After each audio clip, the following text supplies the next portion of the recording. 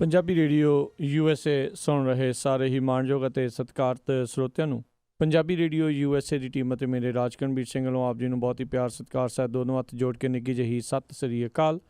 ਸਭ ਨੂੰ ਜੀਆਂ ਨੂੰ ਆਖਦੇ ਹਾਂ ਸਰੋਤਿਓ, ਅੱਜ ਦਾ ਇਹ ਜਿਹੜਾ ਪ੍ਰੋਗਰਾਮ ਆ ਉਹ ਲੈ ਕੇ ਹਾਜ਼ਰ ਹੋ ਚੁੱਕੇ ਹਾਂ। ਵਿਸ਼ੇਸ਼ ਜਿਹੜਾ ਪ੍ਰੋਗਰਾਮ ਆ ਜਿਹੜਾ ਇਸ ਟਾਈਮ ਪੰਜਾਬ ਦੇ ਵਿੱਚ ਹੁਣ ਸਿਆਸਤ ਜਿਉਂ-ਜਿਉਂ ਮੱਗ ਰਹੀ ਹੈ, ਜਿਉਂ-ਜਿਉਂ ਚੋਣਾਂ ਨਜ਼ਦੀਕ ਆ ਰਹੀਆਂ ਆ, ਚੋਣਾਂ ਦਾ ਦੰਗਲ ਲਗਾਤਾਰ ਜਿਹੜਾ ਆ ਉਹ ਮੱਗ ਰਿਹਾ ਆ। ਵੱਖ-ਵੱਖ ਜਿਹੜੇ ਆ ਸਿਆਸਤ ਦੇ ਜਿਹੜੇ ਕਹਿ ਲਓ ਜੀ ਭਲਵਾਨ ਆਪਸ ਦੇ ਵਿੱਚ ਹੁਣ ਕੁਸ਼ਤੀਆਂ ਕਰਨਗੇ। ਦੇਖਾਂਗੇ ਕੌਣ ਜਿੱਤਦਾ, ਕੌਣ ਇਸ ਦੇ ਵਿੱਚ ਹਾਰਦਾ ਹੈ। ਆਉਣ ਵਾਲਾ ਸਮਾਂ ਜਿਹੜਾ ਹੈ ਉਹ ਦੱਸੇਗਾ। ਪਰ ਸਾਡੀ ਕੋਸ਼ਿਸ਼ ਰਹੇਗੀ ਵੀ ਤੁਹਾਨੂੰ ਵੱਖ-ਵੱਖ ਜਿਹੜੇ ਇਸ ਟਾਈਮ ਉਮੀਦਵਾਰ ਨੇ ਉਹਨਾਂ ਦੇ ਨਾਲ ਗੱਲਬਾਤ ਕਰਵਾਈ ਜਾਵੇ, ਜਾਂ ਜਿਹੜੇ ਅਹਿਮ ਮੁੱਦੇ ਨੇ ਜਿਹੜੇ ਇਸ ਟਾਈਮ ਪੰਜਾਬ ਦੇ ਵਿੱਚ ਚੱਲ ਰਹੇ ਨੇ ਉਹਨਾਂ ਦੇ ਉੱਤੇ ਜਿਹੜੀ ਵਿਸ਼ੇਸ਼ ਗੱਲਬਾਤ ਆ ਉਹ ਕੀਤੀ ਜਾਵੇ। ਤੁਸੀਂ ਵੀ ਇਸ ਪ੍ਰੋਗਰਾਮ ਦੇ ਵਿੱਚ ਸ਼ਿਰਕਤ ਕਰ ਸਕਦੇ ਹੋ, ਹਿੱਸਾ ਲੈ ਸਕਦੇ ਹੋ। 408-272-5200 ਦੇ ਉੱਤੇ ਕਾਲ ਕਰਕੇ ਅਤੇ ਦੱਸ ਜਾਈ ਵੀ ਜਿਹੜੇ ਸੱਜਰੀ ਸਵੇਰ ਪ੍ਰੋਗਰਾਮ ਹੁੰਦਾ ਆ ਉਸ ਦਾ ਸਮਾਂ ਹੁਣ ਆਪਾਂ ਤਬਦੀਲ ਕਰਕੇ ਉਸ ਨੂੰ ਕਰ ਦਿੱਤਾ ਗਿਆ ਆ 11 ਵਜੇ। ਵੀ ਸਵੇਰੇ 11 ਵਜੇ ਜਿਹੜਾ ਆ ਉਹ ਪ੍ਰੋਗਰਾਮ ਆ ਉਹ ਆਵੇਗਾ ਸੱਜਰੀ ਸਵੇਰ। ਅਤੇ ਇਹ ਜਿਹੜਾ ਪੰਜਾਬ 'ਚ ਚੋਣ ਦੰਗਲ ਪ੍ਰੋਗਰਾਮ ਆ ਇਹ ਸਵੇਰੇ 8:15 ਵਜੇ ਤੋਂ ਲੈ ਕੇ ਤਕਰੀਬਨ 9:30 ਵਜੇ ਤੱਕ ਇਹ ਪ੍ਰੋਗਰਾਮ ਚੱਲਿਆ ਕਰੇਗਾ। ਅਤੇ ਅੱਜ ਜਿਹੜੀ ਅਸੀਂ ਗੱਲਬਾਤ ਕਰਨ ਜਾ ਰਹੇ ਹਾਂ ਇਹ ਇੱਕ ਕਹਿ ਲਓ ਵੀ ਪਹਿਲੋਂ ਵੈਸੇ ਤਾਂ ਕਿਸੇ ਚੀਜ਼ ਦੇ ਮੁਹਤਾਜ ਨਹੀਂ। ਇਹਨਾਂ ਦਾ ਨਾਮ ਕਾਫੀ ਜਿਹੜਾ ਜੀ ਕਹਿ ਲਓ ਵੀ ਸਿੱਖ ਕੌਮ ਦੇ ਵਿੱਚ ਜਾਣਿਆ ਜਾਂਦਾ। ਇੱਕ ਢਾਡੀ ਹੋਣ ਦੇ ਕਰਕੇ ਪੰਜਾਬ ਦੀ ਸਿੱਖਾਂ ਦੀ ਜਿਹੜੀ ਆ ਉਸ ਇਤਿਹਾਸ ਦੇ ਨਾਲ ਹਮੇਸ਼ਾ ਜੁੜੇ ਰਹੇ ਨੇ। ਅਤੇ ਅੱਜ ਜਿਹੜੇ ਹਲਕਾ ਫਲੌਰ ਤੋਂ ਇਸ ਮੌਕੇ ਆਮ ਆਦਮੀ ਪਾਰਟੀ ਦੇ ਜਿਹੜੇ ਉਮੀਦਵਾਰ ਨੇ ਅੱਜ ਉਹਨਾਂ ਦੇ ਨਾਲ ਜਿਹੜੀ ਆਪਾਂ ਗੱਲਬਾਤ ਆ ਉਹ ਕਰਾਂਗੇ, ਜਾਣਾਂਗੇ ਹਲਕਾ ਫਲੌਰ ਦੇ ਵਿੱਚ ਇਹਨਾਂ ਦੇ ਹਿਸਾਬ ਦੇ ਨਾਲ ਕੀ ਸਮੱਸਿਆਵਾਂ ਨੇ, ਕੀ ਇਹ ਹੱਲ ਲੈ ਕੇ ਉਸ ਦੇ ਲਈ ਉਹ ਆਏ ਨੇ, ਕਿਉਂ ਉਹਨਾਂ ਨੇ ਜਿਹੜਾ ਸਿਆਸਤ ਨੂੰ ਚੁਣਿਆ, ਸਾਰਾ ਕੁਛ ਜਿਹੜਾ ਉਹਨਾਂ ਤੋਂ ਆਪਾਂ ਜਾਣਨ ਦੀ ਕੋਸ਼ਿਸ਼ ਕਰਾਂਗੇ। ਅਤੇ ਬਾਅਦ ਦੇ ਵਿੱਚ ਜੇਕਰ ਤੁਸੀਂ ਵੀ ਇਹਨਾਂ ਤੋਂ ਗੱਲਬਾਤ ਕਰਨਾ ਚਾਹੁੰਦੇ ਹੋ, ਕੋਈ ਸਵਾਲ ਪੁੱਛਣਾ ਚਾਹੁੰਦੇ ਹੋ ਤਾਂ ਉਹ ਵੀ ਤੁਸੀਂ ਕਰ ਸਕੋਗੇ। ਅਤੇ ਅੱਜ ਜਿਹੜੀ ਆਪਣੇ ਨਾਲ ਜੁੜ ਚੁੱਕੇ ਨੇ ਸਰਦਾਰ ਸਰੂਪ ਸਿੰਘ ਕੰਡਿਆਣਾ ਜੀ, ਜੋ ਇੱਕ ਢਾਡੀ ਨੇ, ਪੇਸ਼ੇ ਤੋਂ ਢਾਡੀ ਰਹਿ ਚੁੱਕੇ ਨੇ। ਅਤੇ ਇਸ ਮੌਕੇ ਹੁਣ ਉਹਨਾਂ ਨੇ ਇੱਕ ਹਿਸਾਬ ਦੇ ਨਾਲ ਪੇਸ਼ੇ ਨੂੰ ਬਦਲਦੇ ਹੋਏ ਹੁਣ ਸਿਆਸਤ ਦੇ ਵਿੱਚ ਪੈਰ ਧਰਿਆ ਆ ਅਤੇ ਆਮ ਆਦਮੀ ਪਾਰਟੀ ਦੇ ਹਲਕਾ ਫਲੌਰ ਤੋਂ ਉਹ ਉਮੀਦਵਾਰ ਐਲਾਨੇ ਗਏ ਨੇ। ਅਤੇ ਆਓ ਉਹਨਾਂ ਦਾ ਸਵਾਗਤ ਕਰਦੇ ਹਾਂ। ਸਰਦਾਰ ਸਰੂਪ ਸਿੰਘ ਕੰਡਿਆਣਾ ਜੀ, ਨਿੱਘੀ ਜੀ ਆਇਆਂ ਨੂੰ ਪਿਆਰ ਭਰੀ ਸਤਿ ਸ਼੍ਰੀ ਅਕਾਲ। ਵੀਰ ਰਾਜਕਰਨਵੀਰ ਸਿੰਘ ਜੀ ਅਤੇ ਪੰਜਾਬੀ ਰੇਡੀਓ USA ਦੇ ਸਾਰੇ ਸਰੋਤਿਆਂ ਦੇ ਨਾਲ ਸਭ ਤੋਂ ਪਹਿਲਾਂ ਫਤਿਹ ਦੀ ਸਾਂਝ ਪਾਵਾਂਗਾ ਜੀ। ਵਾਹਿਗੁਰੂ ਜੀ ਕਾ ਖਾਲਸਾ, ਵਾਹਿਗੁਰੂ ਜੀ ਕੀ ਫਤਿਹ। ਵਾਹਿਗੁਰੂ ਜੀ ਖਾਲਸਾ, ਵਾਹਿਗੁਰੂ ਜੀ ਕੀ ਫਤਿਹ। ਅਗਲੀ ਗੱਲ ਸ਼ੁਰੂ ਕਰਨ ਤੋਂ ਪਹਿਲਾਂ ਮੈਂ ਇੱਕ ਗੱਲ ਕਲੀਅਰ ਕਰ ਦੇਵਾਂ ਜੀ। ਮੈਂ ਪੇਸ਼ੇ ਪੱਖੋਂ ਢਾਡੀ ਰਿਹਾ ਹੀ ਨਹੀਂ ਹੈ, ਮੈਂ ਅੱਜ ਵੀ ਢਾਡੀ ਹਾਂ। ਮੈਂ ਢਾਡੀ ਕਲਾ ਤੋਂ ਟੁੱਟਿਆ ਨਹੀਂ ਹਾਂ। ਠੀਕ ਹੈ ਜੀ, ਚਲੋ ਤਾਂ ਫਿਰ ਆਪਣੀ ਸ਼ੁਰੂਆਤ ਹੀ ਆਪਾਂ ਇਸ ਤੋਂ ਜਿਹੜੀ ਆਪਾਂ ਕਰਦੇ ਹਾਂ। ਸਰੂਪ ਸਿੰਘ ਜੀ, ਤੁਹਾਡੀ ਹੁੰਦੇ ਹੋਏ ਤੁਹਾਨੂੰ ਕੀ ਜਿਹੜੀ ਆ ਇੱਕ ਲੋੜ ਲੱਗੀ ਵੀ ਤੁਸੀਂ ਸਿਆਸਤ ਦੇ ਵਿੱਚ ਕਦਮ ਰੱਖੋ? ਅਸਲ ਵਿੱਚ ਜਿਹੜੇ ਢਾਡੀ ਸਿੰਘ ਹੁੰਦੇ ਨੇ ਇਹਨਾਂ ਨੂੰ ਪੀਰੀ ਮੀਰੀ ਦਾ ਸਿਧਾਂਤ ਗੁਰੂ ਮਹਾਰਾਜ ਜੀ ਨੇ, ਗੁਰੂ ਹਰਗੋਬਿੰਦ ਸਾਹਿਬ ਸੱਚੇ ਪਾਤਸ਼ਾਹ ਜੀ ਨੇ ਬਖਸ਼ਿਸ਼ ਕੀਤਾ ਹੋਇਆ ਜੀ। ਪੀਰੀ ਮੀਰੀ ਦਾ ਜਿਹੜਾ ਸਿਧਾਂਤ ਹੈ ਉਹ ਮੀਰੀ ਹੈ ਹੀ ਸਿਆਸਤ ਹੈ। ਧਰਮ ਅਤੇ ਰਾਜਨੀਤੀ ਦੋਨਾਂ ਦੀ ਇਕੱਠਿਆਂ ਦੀ ਜ਼ਿੰਮੇਵਾਰੀ ਛੇਵੇਂ ਪਾਤਸ਼ਾਹ ਜੀ ਨੇ ਕੇਵਲ ਢਾਡੀ ਸਿੰਘਾਂ ਨੂੰ ਬਖਸ਼ਿਸ਼ ਕੀਤੀ ਹੈ। ਜਿੱਦਣ ਢਾਡੀ ਜੱਥਾ ਪਹਿਲੇ ਦਿਨ ਛੇਵੇਂ ਪਾਤਸ਼ਾਹ ਜੀ ਦੇ ਦਰਬਾਰ ਵਿੱਚ ਹਾਜ਼ਰੀ ਭਰਦਾ ਹੈ, ਉਸ ਦਿਨ ਪਹਿਲੀ ਰਚਨਾ ਹੀ ਉਹਨਾਂ ਦੀ ਇਹ ਦੱਸ ਰਹੀ ਹੈ ਕਿ ਇਹ ਢੱਡ ਸਰੰਗੀਆਂ ਵਾਲੇ ਜਿਹੜੇ ਬੰਦੇ ਨੇ ਇਹ ਇਕੱਲੇ ਧਾਰਮਿਕ ਬੰਦੇ ਨਹੀਂ ਹੈਗੇ, ਇਹ ਰਾਜਨੀਤੀ ਦੇ ਵਿੱਚ ਵੀ ਪੂਰੀ ਗੱਲ ਰੱਖਣਗੇ। ਉਹ ਜਿਹੜੀ ਉਹਨਾਂ ਨੇ ਰਚਨਾ ਪੜ੍ਹੀ ਉਹ 5 ਲਾਈਨਾਂ ਨੇ ਉਹਦੀਆਂ ਜੀ। ਪਹਿਲੀ ਲਾਈਨ ਹੈ, 2 ਤਲਵਾਰੀ ਬੱਧੀਆਂ, ਇੱਕ ਪੀਰ ਦੀ ਇੱਕ ਮੀਰ ਦੀ, ਇੱਕ ਅਜ਼ਮਤ ਦੀ ਇੱਕ ਰਾਜ ਦੀ। ਰਾਜ ਦੀ ਮਤਲਬ ਰਾਜਨੀਤੀ ਦੀ ਗੱਲ। ਇੱਕ ਅਜ਼ਮਤ ਦੀ ਰਾਜ ਦੀ ਰਾਖੀ ਕਰੇ ਵਜ਼ੀਰ ਦੀ, ਹਿੰਮਤ ਵਾਹਾਂ ਕੋਟਗੜ੍ਹ ਦਰਵਾਜ਼ਾ ਬਲਖ ਬਖਸ਼ੀਰ ਦੀ, ਨਾਲ ਸਿਪਾਹੀ ਨੀਲ ਨਲ ਮਾਰ ਦੁਸ਼ਟਾਂ ਕਰੇ ਤਾਗੀਰ ਦੀ। ਤੇ ਲਾਸਟ ਲਾਈਨ ਹੈ, ਪੱਗ ਤੇਰੀ ਕੀ ਜਹਾਂਗੀਰ ਦੀ। ਕਹਿਣ ਦਾ ਮਤਲਬ ਢਾਡੀ ਸਿੰਘਾਂ ਦਾ ਕੰਮ ਹੀ ਇਹ ਹੁੰਦਾ ਕਿ ਪਬਲਿਕ ਨੂੰ ਦੱਸਣਾ ਕਿ ਜਹਾਂਗੀਰ ਦੀ ਪੱਗ ਸਾਡੇ ਗੁਰੂ ਦੀ ਪੱਗ ਨਾਲੋਂ ਸੋਹਣੀ ਨਹੀਂ ਹੈ, ਚੰਗੀ ਨਹੀਂ ਹੈ। ਚਾਹੇ ਜਹਾਂਗੀਰ ਉਸ ਵੇਲੇ ਦਾ ਸੀ, ਚਾਹੇ ਉਹ ਅੱਜ ਦਾ ਹੈ, ਜਹਾਂਗੀਰ ਦੀ ਪੱਗ ਸਾਡੇ ਗੁਰੂ ਦੀ ਪੱਗ ਨਾਲੋਂ ਸੋਹਣੀ ਨਹੀਂ ਹੈ। ਬਸ ਅੱਜ ਦੇ ਲੋਕ ਅੱਜ ਦੇ ਰਾਜੇ ਆਪਣੀ ਪੱਗ ਨੂੰ ਗੁਰੂ ਦੀ ਪੱਗ ਤੋਂ ਉੱਚਾ ਸਮਝਣ ਲੱਗੇ। ਤੇ ਇਹ ਕੰਮ ਢਾਡੀ ਸਿੰਘਾਂ ਦਾ ਅੱਜ ਵੀ ਹੈ ਕਿ ਅਸੀਂ ਸੰਗਤ ਨੂੰ ਦਸੀਏ, ਚਾਹੇ ਜਹਾਂਗੀਰ ਸਾਡੀ ਪਾਰਟੀ ਦਾ ਕਿਉਂ ਨਾ ਹੋਵੇ, ਚਾਹੇ ਜਹਾਂਗੀਰ ਮੇਰਾ ਸਕਾ ਕੋਈ ਕਿਉਂ ਨਾ ਹੋਵੇ, ਜਹਾਂਗੀਰ ਦੀ ਪੱਗ ਸਾਡੇ ਗੁਰੂ ਦੀ ਪੱਗ ਨਾਲੋਂ ਸੋਹਣੀ ਨਹੀਂ। ਇਹ ਚੈਲੰਜ ਕਰਨ ਦੀ ਜਿਹੜੀ ਜ਼ਰੂਰਤ ਹੈ ਉਹ ਗੁਰੂ ਹਰਗੋਬਿੰਦ ਸਾਹਿਬ ਮਹਾਰਾਜ ਜੀ ਨੇ ਕੇਵਲ ਢਾਡੀ ਸਿੰਘਾਂ ਨੂੰ ਦਿੱਤੀ ਹੈ। ਸੋ ਕਹਿਣ ਦਾ ਮਤਲਬ ਹੈ, ਤੁਹਾਡਾ ਸਵਾਲ ਸੀ ਜਿਹੜੇ ਢਾਡੀ ਹੁੰਦੇ ਨੇ ਇਹ ਹੁੰਦੇ ਰਾਜਨੀਤਿਕ ਅਤੇ ਧਾਰਮਿਕ ਦੋਨੋਂ ਪਹਿਲੂਆਂ ਦੇ ਉੱਤੇ ਪਹਿਰਾ ਦੇਣ ਵਾਲੇ ਹੁੰਦੇ ਨੇ। ਠੀਕ ਹੈ ਜੀ। ਸੋ ਇਹ ਇੱਕ ਹਿਸਾਬ ਦੇ ਨਾਲ ਤੁਸੀਂ ਕਹਿ ਰਹੇ ਹੋ ਵੀ ਮੀਰੀ ਪੀਰੀ ਦੇ ਸਿਧਾਂਤ ਤੋਂ ਹੀ ਜਿਹੜੇ ਵੀ ਬਿਨਾਂ ਜਿਹੜੀ ਸਿਆਸਤ ਆ ਉਹ ਇੱਕ ਹਿਸਾਬ ਦੇ ਨਾਲ ਉਹ ਕਰਨੀ ਔਖੀ ਆ। ਸੋ ਇਹਦੇ ਕਰਕੇ ਇੱਕ ਤੁਹਾਨੂੰ ਪ੍ਰੇਰਨਾ ਜਿਹੜੀ ਆ ਉਹ ਢਾਡੀ ਹੋਣ ਦੇ ਕਰਕੇ ਜਿਹੜੀ ਸਿਆਸਤ 'ਚ ਆਉਣ ਦੀ ਉਹ ਮਿਲੀ ਆ। ਬਿਲਕੁਲ ਜੀ। ਜਿਹੜਾ ਧਰਮ ਹੈ, ਦੇਖੋ ਰਾਜਨੀਤਿਕ ਬੰਦਾ ਜੇ ਧਰਮ ਨੂੰ ਚਲਾਏਗਾ ਤਾਂ ਉਹ ਖਰਮਸਤੀਆਂ ਕਰੇਗਾ। ਜੇ ਧਰਮੀ ਲੋਕ ਰਾਜਨੀਤੀ ਵਿੱਚ ਆਉਣਗੇ ਤਾਂ ਰਾਜਨੀਤੀ ਦੇ ਵਿੱਚ ਬਹੁਤ ਸਾਰੇ ਲੋਕਾਂ ਦੀਆਂ ਆਸਾਂ ਜਿਹੜੀਆਂ ਉਹ ਜੁੜ ਜਾਂਦੀਆਂ ਨੇ। ਸਾਡੀ ਹਿਸਟਰੀ ਇਹ ਗੱਲ ਦੱਸਦੀ ਹੈ ਕਿ ਸਾਡੇ ਗੁਰੂਆਂ ਨੇ ਰਾਜਨੀਤੀ ਨੂੰ ਪਰੇ ਸੁੱਟਿਆ ਨਹੀਂ ਹੈ, ਤੋੜ ਕੇ ਨਹੀਂ ਸੁੱਟਿਆ, ਉਹਨਾਂ ਨੇ ਰਾਜਨੀਤੀ ਵਿੱਚ ਸੁਧਾਰ ਮੰਗਿਆ। ਬਾਬਾ ਬੰਦਾ ਸਿੰਘ ਬਹਾਦਰ ਆਪਣੀ ਕੌਮ ਦੇ ਆਗੂ ਵੀ ਨੇ, ਉਹ ਧਰਮ ਦੇ ਪ੍ਰਚਾਰਕ ਵੀ ਨੇ। ਭਾਈ ਮਨੀ ਸਿੰਘ ਕੌਮ ਦੇ ਪ੍ਰਚਾਰਕ ਵੀ ਨੇ, ਉਹ ਕੌਮ ਦੇ ਆਗੂ ਵੀ ਨੇ। ਮਤਲਬ ਜਿੰਨੇ ਵੀ ਸਾਡੇ ਪੁਰਾਤਨ ਗੁਰਸਿੱਖ ਹੋਏ ਆ, ਬਾਬਾ ਬੁੱਢਾ ਜੀ ਜਿੱਥੇ ਉਹ ਧਾਰਮਿਕ ਆਗੂ ਨੇ, ਉੱਥੇ ਉਹਨਾਂ ਦੇ ਨਾਲ ਰਾਜਿਆਂ ਦੀਆਂ ਮੁਲਾਕਾਤਾਂ ਦਾ ਜ਼ਿਕਰ ਵੀ ਅਕਸਰ ਸਾਡੇ ਇਤਿਹਾਸ ਵਿੱਚ ਆਉਂਦਾ ਹੈ। ਮਤਲਬ ਸਾਡੇ ਪੁਰਾਤਨ ਇਤਿਹਾਸ ਵਿੱਚ ਜਿੰਨੇ ਕੌਮ ਦੇ ਪ੍ਰਚਾਰਕ ਸੀਗੇ ਉਹ ਕੌਮ ਦੇ ਆਗੂ ਵੀ ਰਹੇ ਨੇ। ਪਰ ਅੱਜ ਵੀਰ ਜੀ ਬੜਾ ਦੁੱਖ ਹੁੰਦਾ ਹੈ ਕਿ ਸਾਡੇ ਅੱਜ ਦੇ ਆਗੂ ਪ੍ਰਚਾਰਕ ਨਹੀਂ ਰਹੇ, ਆਗੂ ਪ੍ਰਚਾਰਕ ਨਹੀਂ ਹੈ ਤੇ ਪ੍ਰਚਾਰਕ ਆਗੂ ਨਹੀਂ ਹੈ। ਆਗੂਆਂ ਨੂੰ ਜਪਜੀ ਸਾਹਿਬ ਨਹੀਂ ਆ ਰਿਹਾ ਤੇ ਪ੍ਰਚਾਰਕਾਂ ਨੂੰ ਰਾਜਨੀਤੀ ਵਿੱਚ ਪੈਰ ਰੱਖਣ ਵਿੱਚ ਬੜੀ ਮੁਸ਼ਕਲ ਆ ਰਹੀ ਹੈ।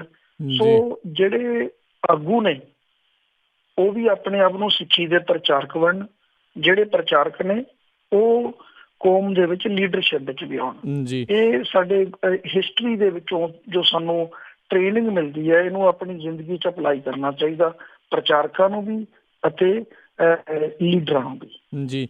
ਅਤੇ ਸਰੂਪ ਸਿੰਘ ਜੀ, ਜੇ ਆਪਾਂ ਅਗਲੀ ਗੱਲ ਕਰੀਏ, ਸਿਆਸਤ ਦੇ ਵਿੱਚ ਆਉਣ ਦੇ ਲਈ ਅਚਾਨਕ ਆਪਾਂ ਕਹਿ ਸਕਦੇ ਵੀ ਉਮੀਦਵਾਰ ਬਣਨਾ ਤਾਂ ਮੁਸ਼ਕਿਲ ਆ। ਪਿਛਲੇ ਕਿੰਨੇ ਕੁ ਸਮੇਂ ਤੋਂ ਤੁਸੀਂ ਖਾਸ ਕਰਕੇ ਜੇ ਆਪਾਂ ਹਲਕੇ ਫਲੋਰ ਦੀ ਗੱਲ ਕਰੀਏ ਵੀ ਤੁਸੀਂ ਉੱਥੇ ਇਸ ਤਰੀਕੇ ਦਾ ਕੰਮ ਕਰ ਰਹੇ ਸੀ, ਅਤੇ ਫਿਰ ਕੀ ਤੁਹਾਨੂੰ ਲੱਗਾ ਵੀ ਆਮ ਆਦਮੀ ਪਾਰਟੀ ਨੂੰ ਹੀ ਜਿਹੜਾ ਜੀ ਤੁਸੀਂ ਚੁਣੋਗੇ, ਕੋਈ ਹੋਰ ਸਿਆਸੀ ਪਾਰਟੀ ਨਹੀਂ, ਤੇ ਜਾਂ ਫਿਰ ਇੱਕ ਆਜ਼ਾਦ ਤੌਰ ਦੇ ਉੱਤੇ ਨਹੀਂ? ਦੇਖੋ, ਜਦੋਂ ਅਰਵਿੰਦ ਕੇਜਰੀਵਾਲ ਜੀ ਦਿੱਲੀ ਦੇ ਮੁੱਖ ਮੰਤਰੀ ਬਣੇ ਆ, ਉਹਨਾਂ ਨੇ ਉਸੇ ਰਾਤ ਨੂੰ 1984 ਦੀ ਫਾਈਲ ਨੂੰ ਟੱਚ ਕੀਤਾ। ਜਦੋਂ ਉਹ 10 ਦਿਨ ਹੋਏ ਸੀ ਮੁੱਖ ਮੰਤਰੀ ਬਣਿਆ, ਪ੍ਰੋਫੈਸਰ ਦਵਿੰਦਰਪਾਲ ਸਿੰਘ ਭੁੱਲਰ ਹੁਣਾਂ ਨੂੰ ਪੰਜਾਬ ਵਿੱਚ ਮੂਵ ਕੀਤਾ। 1984 ਦੇ ਕਤਲੇਆਮ ਦੇ ਪੀੜਤ ਪਰਿਵਾਰਾਂ ਦੇ ਨਾਲ 5-5 ਲੱਖ ਰੁਪਈਆ ਦੇ ਕੇ ਹਮਦਰਦੀ ਪ੍ਰਗਟਾਈ ਤੇ ਉਹਨਾਂ ਦੇ ਪਰਿਵਾਰਾਂ ਦੇ ਘਰਾਂ ਦੀ ਮੁਰੰਮਤ ਦੀ ਜ਼ਿੰਮੇਵਾਰੀ ਚੁੱਕੀ। ਇਸ ਕਾਰਨ ਮੈਨੂੰ ਅਰਵਿੰਦ ਕੇਜਰੀਵਾਲ ਜੀ ਦੀ ਪਾਰਟੀ ਨਾਲ ਇਸ਼ਕ ਹੋਇਆ। ਉਸ ਤੋਂ ਬਾਅਦ ਕਿ ਮੈਂ ਇੱਕ ਤੁਹਾਨੂੰ ਹੋਰ ਦੱਸਣਾ ਚਾਹਾਂਗਾ, ਮੈਂ ਦੁਨੀਆ ਦੇ ਬਹੁਤੇ ਮੁਲਕਾਂ ਵਿੱਚ ਗਿਆ ਹੈਗਾ ਸਿੱਖ ਧਰਮ ਦੇ ਪ੍ਰਚਾਰ ਵਾਸਤੇ। ਮੈਂ ਇੱਥੇ ਅਮਰੀਕਾ ਵਿੱਚ ਵੀ ਕਈ ਵਾਰ ਆਇਆ ਹੈਗਾ ਤੇ ਬਾਹਰਲੀਆਂ ਕੰਟਰੀਆਂ ਦੇ ਜਿਹੜੇ ਲੀਡਰ ਨੇ ਉਹ ਬਿਨਾਂ ਸਿਕਿਉਰਿਟੀ, ਬਿਨਾਂ ਲਾਲ ਬੱਤੀ ਤੋਂ ਘੁੰਮਦੇ ਮੈਂ ਦੇਖੇ ਨੇ। ਤੇ ਮੇਰੇ ਦਿਲ ਦੀ ਤਮੰਨਾ ਸੀ ਕਿ ਇਹ ਕਿਤੇ ਸਾਡੇ ਦੇਸ਼ ਅੰਦਰ ਵੀ ਐਸਾ ਹੋਵੇ। ਉਹ ਸਾਰਾ ਕੁਛ ਮੈਨੂੰ ਆਮ ਆਦਮੀ ਪਾਰਟੀ ਵਿੱਚ ਦੱਸਿਆ। ਸਾਡੇ MP, ਸਾਡੇ ਈਵਨ CM ਸਾਹਿਬ ਜਿਹੜੇ ਅਰਵਿੰਦ ਕੇਜਰੀਵਾਲ ਜੀ ਨੇ, ਉਹ ਵੀ ਵਿਦਆਊਟ ਸਿਕਿਉਰਿਟੀ, ਬਿਨਾਂ ਲਾਲ ਬੱਤੀ ਤੋਂ ਮੈਂ ਅਕਸਰ ਉਹਨਾਂ ਨੂੰ ਪੰਜਾਬ ਵਿੱਚ ਵਿਚਰਦਿਆਂ ਦੇਖਿਆ ਤੇ ਉੱਥੋਂ ਮੈਨੂੰ ਉਹਨਾਂ ਦੀ ਪਾਰਟੀ ਦੇ ਨਾਲ ਪ੍ਰੇਮ ਬਣਿਆ। ਆਪਣੇ ਆਪ ਨੂੰ ਇੱਕ ਪੋਲੀਟੀਸ਼ੀਅਨ ਐਕਸੈਪਟ ਕਰਨਾ, ਇਹ ਇੱਕ ਮੇਰੇ ਵਾਸਤੇ ਬੜੀ ਹੈਰਾਨੀ ਦੀ ਗੱਲ ਹੈ। ਅਸਲ ਵਿੱਚ ਜਦੋਂ ਸ਼੍ਰੀ ਗੁਰੂ ਗ੍ਰੰਥ ਸਾਹਿਬ ਮਹਾਰਾਜ ਜੀ ਦੀ ਬੇਅਦਬੀ ਹੋਈ ਹੈ, ਉਸ ਬੇਅਦਬੀ ਦੇ ਉੱਤੇ ਪੰਜਾਬ ਸਰਕਾਰ ਨੇ ਇੱਕ ਅੱਥਰੂ ਬਹਾਉਣ ਦੀ ਬਜਾਏ ਸਗੋਂ ਅੱਥਰੂ ਬਹਾਉਣ ਵਾਲਿਆਂ ਦੇ ਉੱਤੇ ਗੋਲੀਆਂ ਚਲਾਈਆਂ। ਬਿਲਕੁਲ। ਤੇ ਉਸ ਟਾਈਮ ਆਪਣੇ ਆਪ ਨੂੰ, ਮਨ ਨੂੰ ਬੜਾ ਲੱਗਿਆ ਕਿ ਸਾਡੇ ਗੁਰੂ ਗ੍ਰੰਥ ਸਾਹਿਬ ਮਹਾਰਾਜ ਦੀ ਬੇਅਦਬੀ ਹੋਈ, ਪੰਥਕ ਅਖਵਾਉਣ ਵਾਲੀ ਸਰਕਾਰ ਆਪ ਅਫਸੋਸ ਕਰਨ ਦੀ ਬਜਾਏ ਅਫਸੋਸ ਕਰਨ ਵਾਲਿਆਂ ਦੇ ਉੱਤੇ ਗੋਲੀਆਂ ਚਲਾ ਰਹੀ ਹੈ। ਔਰ ਜਿਹੜੇ ਸਿੰਘ ਸ਼ਹੀਦ ਹੋ ਜਾਂਦੇ ਨੇ ਉਹਨਾਂ ਦੇ ਘਰ ਅਫਸੋਸ ਕਰਨ ਵਾਸਤੇ ਅਰਵਿੰਦ ਕੇਜਰੀਵਾਲ ਜਾਂਦੇ ਨੇ, ਨਾ ਕਿ ਸਾਡੇ ਪੰਜਾਬ ਦੇ ਵਿੱਚੋਂ ਅਕਾਲੀਆਂ ਵਿੱਚੋਂ ਕੋਈ ਜਾਂਦਾ। ਇਹ ਮੰਨ ਲੈਂਦੇ ਕਿ ਬਾਦਲ ਪਾਰਟੀ ਵਿੱਚੋਂ ਨਹੀਂ ਕੋਈ ਗਿਆ, ਜਿਹੜੇ ਐਂਟੀ ਬਾਦਲ ਵੀ ਸਿੱਖ ਪਾਰਟੀਆਂ ਸਨ ਬਾਕੀ ਦੀਆਂ, ਉਹਨਾਂ ਵਿੱਚੋਂ ਵੀ ਕੋਈ ਨਹੀਂ ਉਹਨਾਂ ਦੇ ਘਰ ਅਫਸੋਸ ਕਰਨ ਗਿਆ। ਜਿਹੜੇ ਕਾਂਗਰਸ ਨਹੀਂ ਗਈ, ਹੋਰ ਕੋਈ ਪਾਰਟੀ ਨਹੀਂ ਗਿਆ। ਈਵਨ ਮੈਂ ਕਿਸੇ ਦਾ ਨਾਮ ਨਾ ਲਵਾਂ, ਸਾਡੇ ਪੰਥਕ ਪਾਰਟੀਆਂ ਵੀ ਜਿਨ੍ਹਾਂ ਨੂੰ ਕਿਹਾ ਜਾਂਦਾ, ਉਹਨਾਂ ਵਿੱਚੋਂ ਵੀ ਉਹਨਾਂ ਦੇ ਘਰ ਅਫਸੋਸ ਕਰਨ ਨਹੀਂ ਕੋਈ ਗਿਆ। ਅਰਵਿੰਦ ਕੇਜਰੀਵਾਲ ਜੀ ਸਭ ਤੋਂ ਪਹਿਲਾਂ ਆਏ, ਉਸ ਤੋਂ ਬਾਅਦ ਵਿੱਚ ਫਿਰ ਉਹਨਾਂ ਦੇ ਘਰ ਇੱਕ ਲੰਬੀ ਲਾਈਨ ਲੱਗਦੀ ਹੈ। ਫਿਰ ਸੁਖਬੀਰ ਬਾਦਲ ਵੀ ਜਾਂਦਾ, ਫਿਰ ਕੈਪਟਨ ਵੀ ਜਾਂਦਾ, ਫਿਰ ਹੋਰ ਪਾਰਟੀਆਂ ਦੇ ਬੰਦੇ ਵੀ ਜਾਂਦੇ। ਉੱਥੋਂ ਵੀ ਮੈਨੂੰ ਲੱਗਿਆ ਕਿ ਅਰਵਿੰਦ ਕੇਜਰੀਵਾਲ ਜੀ ਦੇ ਮਨ ਅੰਦਰ ਸਾਡੇ ਵਾਸਤੇ, ਇਨਸਾਨੀਅਤ ਵਾਸਤੇ, ਸਾਡੇ ਦੇਸ਼ ਵਾਸਤੇ, ਸਾਡੇ ਪੰਜਾਬ ਵਾਸਤੇ ਜਿਹੜਾ ਦਰਦ ਹੈ ਉਹਦੇ ਜੀਵਨ ਵਿੱਚੋਂ ਝਲਕ ਰਿਹਾ। ਇਹ ਲੋਕ ਕੇਵਲ ਲੋਕਾਂ ਦੇ ਕੰਨਾਂ ਵਿੱਚ ਗੱਲ ਪਾਉਂਦੇ ਨੇ ਕਿ ਅਸੀਂ ਤੁਹਾਡੇ ਹਮਦਰਦ ਹੈ। ਉਹ ਲੋਕ ਹਮਦਰਦੀ ਪ੍ਰਗਟਾ ਕੇ ਅਰਵਿੰਦ ਕੇਜਰੀਵਾਲ ਜੀ ਲੋਕਾਂ ਦੀਆਂ ਅੱਖਾਂ ਵਿੱਚ ਪਾ ਦਿੰਦੇ ਨੇ ਕਿ ਹਾਂ ਮੈਂ ਸੱਚਮੁੱਚ ਹਮਦਰਦ ਹੈ। ਤੇ ਫਿਰ ਰਾਜ ਕਰਨਵੀਰ ਸਿੰਘ ਜੀ, ਮੈਂ ਐਲਾਨੀਆ ਤੌਰ ਤੇ ਆਪਣੇ ਆਪ ਨੂੰ ਸਿਆਸਤ ਦੇ ਵਿੱਚ ਕਹਿ ਦਿੱਤਾ ਕਿ ਹਾਂ, ਮੈਂ ਜਿੱਥੇ ਗੁਰੂ ਕਾ ਢਾਡੀ ਹਾਂ, ਉੱਥੇ ਮੇਰੇ ਗੁਰੂ ਨੇ ਪੀਰੀ ਮੀਰੀ ਦਾ ਜਿਹੜਾ ਮੈਨੂੰ ਸਿਧਾਂਤ ਦਿੱਤਾ ਹੈ, ਮੈਂ ਉਹਦੇ ਤਹਿਤ ਸਿਆਸਤ ਵਿੱਚ ਵੀ ਕੰਮ ਕਰਾਂਗਾ। ਜੀ ਚਲੋ, ਇਹ ਜਿਹੜਾ ਆਉਣ ਵਾਲੇ ਨਤੀਜਿਆਂ ਦੇ ਉੱਤੇ ਜਿਹੜਾ ਕਾਫੀ ਕੁਛ ਨਿਰਭਰ ਕਰੂਗਾ ਵੀ ਪੰਜਾਬ ਦੀ ਜਿਹੜੀ ਸਿਆਸਤ ਆ ਕਿਸ ਦਿਸ਼ਾ ਵੱਲ ਨੂੰ ਜਿਹੜੀ ਉਹ ਜਾਵੇਗੀ। ਤੁਸੀਂ ਹੁਣ ਹਲਕਾ ਫਲੌਰ ਦੇ ਉਮੀਦਵਾਰ ਹੋ, ਤੁਸੀਂ ਹਲਕਾ ਫਲੌਰ ਦੇ ਵਿੱਚ ਰਹਿੰਦੇ ਜਿਹੜੇ ਨਿਵਾਸੀਆਂ ਉਹਨਾਂ ਦੇ ਨਾਲ ਅਕਸਰ ਮਿਲਦੇ ਹੋਵੋਗੇ, ਗੱਲਬਾਤ ਕਰਦੇ ਹੋਵੋਗੇ। ਕੀ ਉਹਨਾਂ ਨੂੰ ਜਿਹੜੀਆਂ ਇਸ ਟਾਈਮ ਕਹਿ ਰਹੇ ਨੇ ਵੀ ਉਹਨਾਂ ਦੀਆਂ ਜਿਹੜੀਆਂ ਮੁਸ਼ਕਿਲਾਂ ਆ, ਜਿਹੜੀਆਂ ਮੌਜੂਦਾ ਸਰਕਾਰ ਆ ਉਹ ਨਹੀਂ ਹੱਲ ਕਰ ਸਕੀ, ਕੀ ਉਹਨਾਂ ਦੀਆਂ ਸਮੱਸਿਆਵਾਂ ਜਿਹੜੀਆਂ ਹੈਗੀਆਂ ਜਿਸ ਕਰਕੇ ਉਹ ਤੁਹਾਨੂੰ ਜਿਹੜੀ ਉਹ ਵੋਟ ਪਾਉਣ? ਬਿਲਕੁਲ ਸਰ, ਇੱਦਾਂ ਫਲੌਰ ਹਲਕਾ ਜਿਹੜਾ ਇੱਥੇ ਮਹਾਰਾਜਾ ਰਣਜੀਤ ਸਿੰਘ ਜੀ ਦਾ ਅੱਜ ਵੀ ਕਿਲ੍ਹਾ ਮੌਜੂਦ ਹੈ। ਉਹ ਇਹ ਗੱਲ ਦੀ ਯਾਦ ਦਿਵਾਉਂਦਾ ਕਿ ਇੱਥੇ ਅੱਛੇ ਜਿਹੜੇ ਲੋਕ ਨੇ ਉਹ ਰਾਜਨੀਤੀ ਦਾ ਪਿੜ ਬਣਾ ਕੇ ਇੱਥੇ ਉਹ ਆਪਣਾ ਕਾਇਮ ਕਰਕੇ ਬੈਠੇ ਨੇ, ਕੁਰਸੀ ਉਹਨਾਂ ਦੀ ਲੱਗੀ ਰਹੀ ਹੈ। ਤੇ ਫਲੌਰ ਹਲਕੇ ਦੇ 144 ਪਿੰਡ ਨੇ ਤੇ 2 ਸ਼ਹਿਰ ਨੇ। ਮੈਂ ਪਹਿਲਾਂ ਸ਼ਹਿਰਾਂ ਤੋਂ ਸ਼ੁਰੂ ਕਰਦਾ। ਇੱਕ ਸ਼ਹਿਰ ਗੁਰਾਇਆ ਹੈ ਤੇ ਦੂਸਰਾ ਸ਼ਹਿਰ ਫਲੌਰ। ਗੁਰਾਇਆ ਸ਼ਹਿਰ ਇੱਕ ਏਦਾਂ ਦਾ ਸ਼ਹਿਰ ਹੈ, 1947 ਤੋਂ ਲੈ ਕੇ 2017 ਤੱਕ 70 ਸਾਲ ਹੋ ਜਾਣੇ ਨੇ ਦੇਸ਼ ਦੀ ਆਜ਼ਾਦੀ ਦਾ ਦਿਨ ਮਨਾਉਂਦਿਆਂ ਨੂੰ। ਤੇ ਗੁਰਾਇਆ ਸ਼ਹਿਰ ਦੇ ਵਿੱਚ ਅੱਜ ਤੱਕ ਬੱਸ ਅੱਡਾ ਨਹੀਂ ਬਣ ਸਕਿਆ, ਕੋਈ ਬੱਸ ਅੱਡਾ ਨਹੀਂ ਹੈ।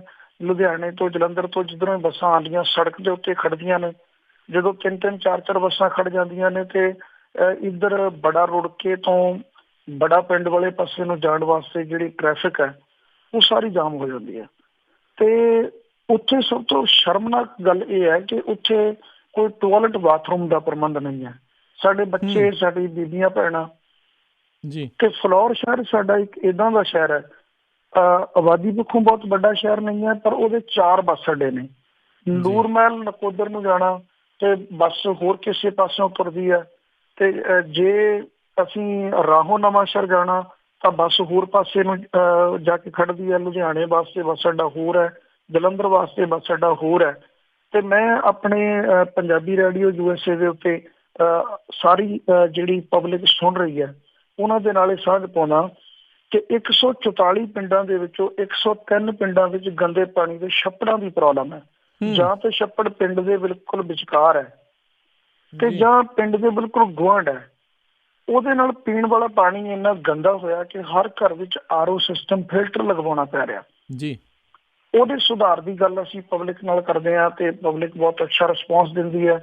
ਤੇ ਉਸ ਤੋਂ ਬਾਅਦ ਵਿੱਚ ਸਾਡੇ ਐਜੂਕੇਸ਼ਨ ਦਾ, ਰਾਜ ਕਰਨਵੀਰ ਸਿੰਘ ਜੀ, ਇੰਨਾ ਬੁਰਾ ਹਾਲ ਹੈ ਕਿ ਜਿੱਥੇ 19 ਟੀਚਰ ਚਾਹੀਦੇ ਆ ਉੱਥੇ 4 ਟੀਚਰ ਪੜ੍ਹਾ ਰਹੇ ਆ, ਜਿੱਥੇ 24 ਟੀਚਰ ਚਾਹੀਦੇ ਆ ਉੱਥੇ 5-6 ਟੀਚਰ ਪੜ੍ਹਾ ਰਹੇ। ਕਿਸੇ ਸਕੂਲ ਵਿੱਚ ਸਟਾਫ ਪੂਰਾ ਨਹੀਂ ਹੈ ਜੀ। ਤੇ ਉਹ ਪੂਰਾ ਕਰਨ ਵਾਸਤੇ ਅਰਵਿੰਦ ਕੇਜਰੀਵਾਲ ਜੀ ਹੋਣਾ ਨੇ ਜੋ ਪੂਰੇ ਪੰਜਾਬ ਨਾਲ ਵਾਅਦਾ ਕੀਤਾ ਹੋਇਆ ਕਿ ਅਸੀਂ ਐਜੂਕੇਸ਼ਨ ਨੂੰ ਇੰਨਾ ਸੁਧਾਰਨਾ ਹੈਗਾ ਕਿ ਪ੍ਰਾਈਵੇਟ ਸਕੂਲਾਂ ਦੇ ਨਾਲੋਂ ਅੱਛੀ ਐਜੂਕੇਸ਼ਨ ਅਸੀਂ ਇੱਥੇ ਮੁਹੱਈਆ ਕਰਵਾਉਣੀ ਜੀ।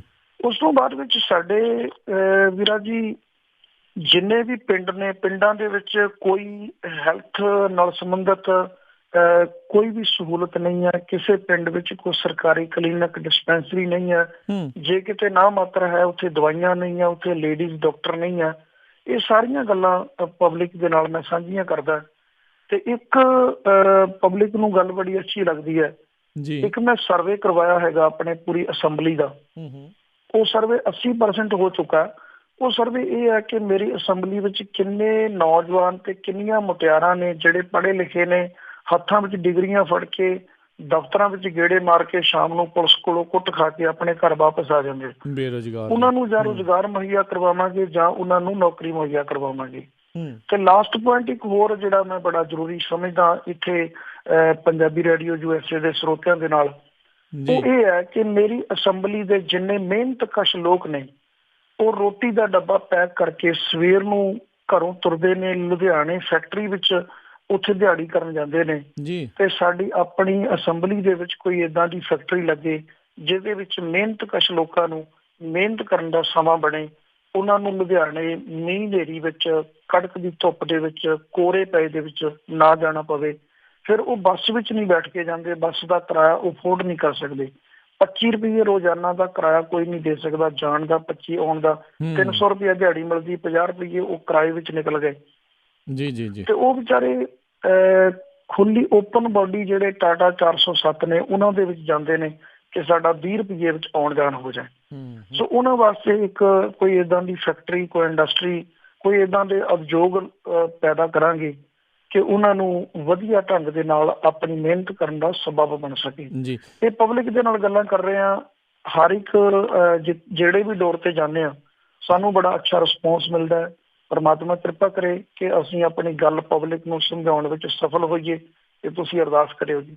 ਜੀ ਬਿਲਕੁਲ ਜੀ, ਜਿਹੜੇ ਲੋਕ ਨੇ ਉੱਥੇ ਉਹਨਾਂ ਦੀ ਜਿਹੜੀ ਵੋਟ ਆ ਉਸੇ ਨੇ ਜਿਹੜੀ ਪੰਜਾਬ ਦੀ ਸਿਆਸਤ ਦਾ ਅਗਲਾ ਜਿਹੜਾ ਭਵਿੱਖ ਆ ਉਹ ਤੈਅ ਕਰਨਾ ਹੈ। ਸੋ ਇਹ ਹੁਣ ਕਿਉਂਕਿ ਜਿਹੜੀ ਚੀਜ਼ ਤੁਸੀਂ ਕਹਿ ਰਹੇ ਹੋ, ਇੱਦਾਂ ਦੀਆਂ ਗੱਲਾਂ ਜਿਹੜੀਆਂ ਪਹਿਲਾਂ ਰਵਾਇਤੀ ਪਾਰਟੀਆਂ ਉਹ ਵੀ ਕਹਿੰਦੀਆਂ, ਅਸੀਂ ਤੁਹਾਨੂੰ ਰੁਜ਼ਗਾਰ ਵੀ ਦੇਵਾਂਗੇ, ਅਸੀਂ ਜਿਹੜੀ ਆ ਸਨਅਤ ਵੀ ਲਿਆਵਾਂਗੇ, ਅਸੀਂ ਆਹ ਵੀ ਕਰਾਂਗੇ, ਉਹ ਵੀ ਕਰਾਂਗੇ। ਗੱਲਾਂ ਕਰਨ ਅਤੇ ਕੰਮ ਕਰਨ ਦੇ ਵਿੱਚ ਕਾਫੀ ਅੰਤਰ ਜਿਹੜਾ ਜੀ ਨਜ਼ਰ ਆਉਂਦਾ ਆ। ਤੁਸੀਂ ਤੁਹਾਡੇ ਕੋਲ ਕੋਈ, ਜਿੱਦਾਂ ਹੁਣ ਤੁਸੀਂ ਮੈਨੀਫੈਸਟੋ ਤਾਂ ਜਿਹੜੇ ਹਰ ਇੱਕ ਦੇ ਕੀਤੀ ਆਮ ਆਦਮੀ ਪਾਰਟੀ ਦੇ ਵੱਲੋਂ, ਇਸ ਦੇ ਉੱਤੇ ਕਿਸ ਤਰੀਕੇ ਦਾ ਕੰਮ ਜਿਹੜਾ ਉਹ ਕਰਵਾਇਆ ਜਾਊਗਾ, ਕਿੱਦਾਂ ਕਰਵਾਇਆ ਜਾਊਗਾ? ਕਿਉਂਕਿ ਗੱਲਾਂ ਤਾਂ ਸਾਰੀ ਰਵਾਇਤੀ ਪਾਰਟੀਆਂ ਕਰਦੀਆਂ ਹੀ ਨੇ।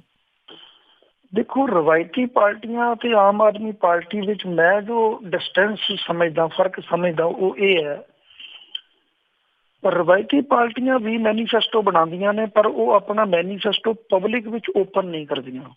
ਉਹ ਕੇਵਲ ਤੇ ਕੇਵਲ ਇੱਕ ਵਾਰ ਟੀਵੀ ਦੇ ਉੱਤੇ ਸੁਣਾ ਦਿੰਦੇ ਨੇ, ਉਹ ਕਿਸੇ ਨੂੰ ਯਾਦ ਨਹੀਂ ਰਹਿੰਦਾ। ਉਹ ਆਪਣੇ ਦਫ਼ਤਰਾਂ ਦੀਆਂ ਫਾਈਲਾਂ ਦੇ ਵਿੱਚ ਰੱਖਦੇ ਨੇ ਕਿਉਂਕਿ ਮੈਨੀਫੈਸਟੋ ਵਿੱਚ ਕੀਤਾ ਹੋਇਆ ਵਾਅਦਾ ਪਬਲਿਕ ਵਾਸਤੇ ਉਹ ਜਵਾਬਦੇਹ ਹੁੰਦਾ ਹੈ। ਜਿਹੜੇ ਵੀ ਪਾਰਟੀ ਦੇ ਨੁਮਾਇੰਦੇ ਹੁੰਦੇ ਨੇ ਉਹ ਪਬਲਿਕ ਵਾਸਤੇ ਜਵਾਬਦੇਹ ਹੁੰਦੇ ਨੇ। ਆਮ ਆਦਮੀ ਪਾਰਟੀ ਦਾ ਇਹੋ ਹੀ ਫਰਕ ਹੈ, ਅਸੀਂ ਆਪਣੇ ਮੈਨੀਫੈਸਟੋ ਨੂੰ ਪ੍ਰਿੰਟ ਕਰਵਾ ਕੇ ਡੋਰ ਟੂ ਡੋਰ ਘਰ ਘਰ ਵੰਡ ਰਹੇ ਹਾਂ, ਨਿਊਜ਼ ਪੇਪਰਾਂ ਦੇ ਵਿੱਚ ਪਾ ਕੇ ਲੋਕਾਂ ਤੱਕ ਪਹੁੰਚਾ ਰਹੇ ਹਾਂ। ਅਸੀਂ ਪਿੰਡਾਂ ਦੇ ਵਿੱਚ ਜਿਹੜੇ ਲਾਗੀ ਵਿਆਹਾਂ ਦੇ ਸੁਨੇਹੇ ਦਿੰਦੇ ਨੇ, ਅਸੀਂ ਉਹਨਾਂ ਨੂੰ ਉਹਨਾਂ ਦੇ ਹੱਥ ਕੱਲੇ ਕੱਲੇ ਘਰ ਘਰ ਦੇ ਵਿੱਚ ਪਹੁੰਚਾ ਰਹੇ ਹਾਂ। ਮੈਨੀਫੈਸਟੋ ਵਿੱਚ ਕੀਤਾ ਹੋਇਆ ਵਾਅਦਾ ਜਿਹੜਾ ਹੁੰਦਾ ਉਹਦੇ ਉਸ ਪਾਰਟੀ ਦੇ ਨੁਮਾਇੰਦੇ ਜਵਾਬਦੇਹ ਹੁੰਦੇ ਆ। ਇਹ ਦੂਜੀਆਂ ਪਾਰਟੀਆਂ ਆਪਣਾ ਮੈਨੀਫੈਸਟੋ ਅੱਜ ਤੱਕ ਜਨਤਕ ਇਸ ਲਈ ਨਹੀਂ ਕਰਦੀਆਂ ਕਿ ਸਾਨੂੰ ਜਵਾਬਦੇਹੀ ਨਾ ਕਰਨੀ ਪਵੇ। ਆਮ ਆਦਮੀ ਪਾਰਟੀ ਹੈ ਜਿਸ ਨੇ ਚੋਣ ਕਮਿਸ਼ਨਰ ਨੂੰ ਇਹ ਐਪਲੀਕੇਸ਼ਨ ਦਿੱਤੀ ਹੈ ਕਿ ਸਰ ਜਿਹੜੀ ਪਾਰਟੀ ਆਪਣੇ ਮੈਨੀਫੈਸਟੋ ਵਿੱਚ ਕੀਤੇ ਵਾਅਦੇ ਪੂਰੇ ਨਹੀਂ ਕਰਦੀ ਉਹਨੂੰ ਨੈਕਸਟ ਇਲੈਕਸ਼ਨ ਦੇ ਵਿੱਚ ਇਲੈਕਸ਼ਨ ਲੜਨ ਦਾ ਅਧਿਕਾਰ ਨਹੀਂ ਮਿਲਣਾ ਚਾਹੀਦਾ।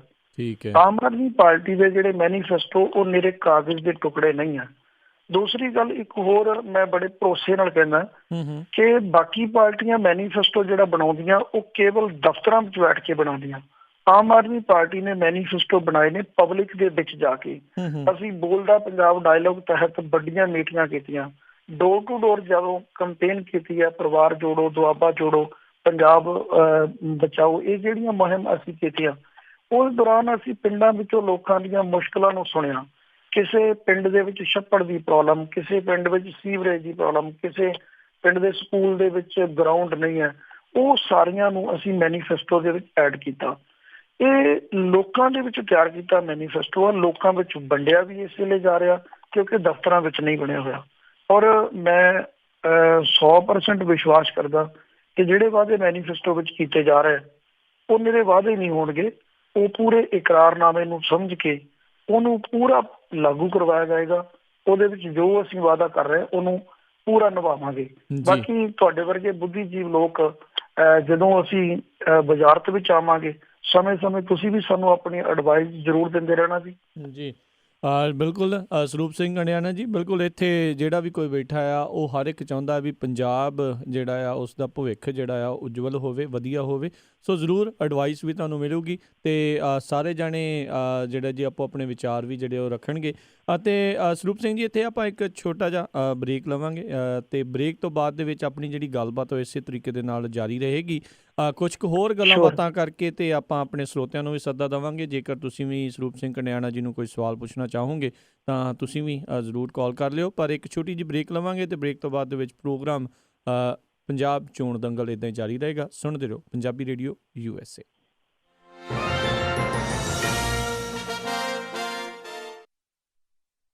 ਸਤਿ ਸ਼੍ਰੀ ਅਕਾਲ ਜੀ, ਮੈਂ ਗੁਰਸ਼ਰਨ ਕੌਰ ਇਟਲੀ ਤੋਂ। ਤੁਸੀਂ ਸੁਣ ਰਹੇ ਹੋ ਪੰਜਾਬੀਆਂ ਦਾ ਮਨ ਭਾਉਂਦਾ ਨੰਬਰ 1 ਪੰਜਾਬੀ ਰੇਡੀਓ USA।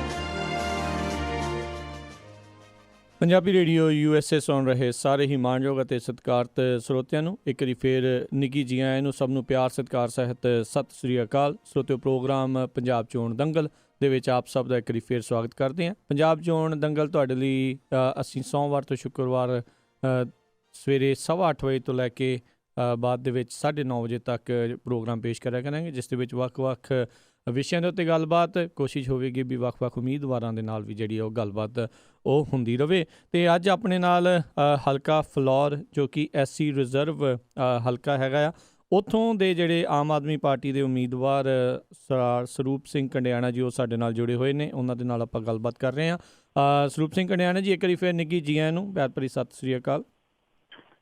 ਬਹੁਤ ਬਹੁਤ ਧੰਨਵਾਦ ਜੀ ਤੁਹਾਡਾ, ਥੈਂਕ ਯੂ ਜੀ।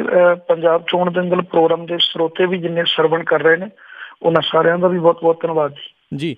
ਅਤੇ ਸਰੂਪ ਸਿੰਘ ਜੀ, ਆਪਾਂ ਗੱਲਬਾਤ ਜਿਹੜੀ ਕਰ ਰਹੇ ਸੀਗੇ ਹਲਕਾ ਫਲੌਰ ਨੂੰ ਲੈ ਕੇ, ਅਤੇ ਹੁਣ ਜਿੱਦਾਂ ਹਲਕਾ ਫਲੌਰ ਇੱਕ SC ਰਿਜ਼ਰਵ ਹਲਕਾ ਆ, ਅਤੇ ਇੱਕ SC ਰਿਜ਼ਰਵ ਉਹਨਾਂ ਨੂੰ ਉੱਤੇ ਚੱਕਣ ਦੇ ਲਈ ਜਿਹੜੇ ਵੱਖ-ਵੱਖ ਹਲਕੇ ਜਿਹੜੇ ਆ ਉਹ ਬਣਾਏ ਜਾਂਦੇ ਆ ਵੀ ਉੱਥੋਂ ਦੀ ਜਿਹੜੀ ਨੁਮਾਇੰਦਗੀ ਆ ਉਹ ਅੱਗੇ ਤੱਕ ਪਹੁੰਚੇ। ਕੋਈ MLA ਬਣੇ, ਕੋਈ ਅੱਗੇ ਕੈਬਨਿਟ ਮਿਨਿਸਟਰ ਬਣੇ, ਕੋਈ ਅੱਗੇ ਤੋਂ ਅੱਗੇ ਪਹੁੰਚੇ। ਆਮ ਆਦਮੀ ਪਾਰਟੀ ਜਿਹੜਾ ਆ ਖਾਸ ਕਰਕੇ ਇਹੋ ਜਿਹੇ ਰਿਜ਼ਰਵ ਹਲਕਿਆਂ ਦੇ ਲਈ ਜਾਂ ਉੱਥੋਂ ਦੇ ਨਿਵਾਸੀਆਂ ਦੇ ਲਈ ਕੁਝ ਖਾਸ ਵਿਸ਼ੇਸ਼ ਕੋਈ ਪਲਾਨ ਹੈਗੇ ਉਹਨਾਂ ਦੇ? ਬਿਲਕੁਲ, ਆਮ ਆਦਮੀ ਪਾਰਟੀ ਦੇ ਵਿੱਚ ਸਾਡੇ ਸੁਪਰੀਮੋ ਅਰਵਿੰਦ ਕੇਜਰੀਵਾਲ ਜੀ ਨੇ ਬਹੁਤ ਵੱਡਾ ਦਿਲ ਦਿਖਾ ਲਿਆ। ਉਹਨਾਂ ਨੇ ਪਹਿਲੀ ਵਾਰ ਪੰਜਾਬ ਦੀ ਸਿਆਸਤ ਅੰਦਰ ਏਡੀ ਵੱਡੀ ਗੱਲ ਕੀਤੀ ਹੈ।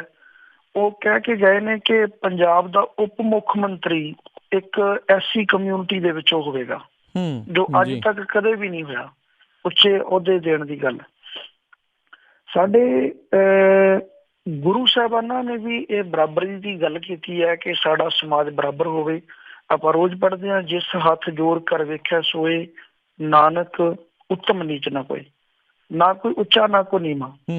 ਇਸ ਨੂੰ ਜੇ ਸਿਆਸੀ ਨਿਗਾਹ ਨਾਲ ਦੇਖੀਏ ਤਾਂ ਗੁਰੂ ਗ੍ਰੰਥ ਸਾਹਿਬ ਦੇ ਵਿੱਚ ਇੱਕ ਗੱਲ ਆਉਂਦੀ ਹੈ, ਜਿਸ ਹੀ ਕੀ ਸਰਕਾਰ ਹੈ ਤੇ ਸਹੀ ਕਾ ਸਭ ਕੋਈ, ਕਿ ਸਰਕਾਰਾਂ ਦੇ ਹੱਥ ਬਹੁਤ ਲੰਮੇ ਹੁੰਦੇ ਆ।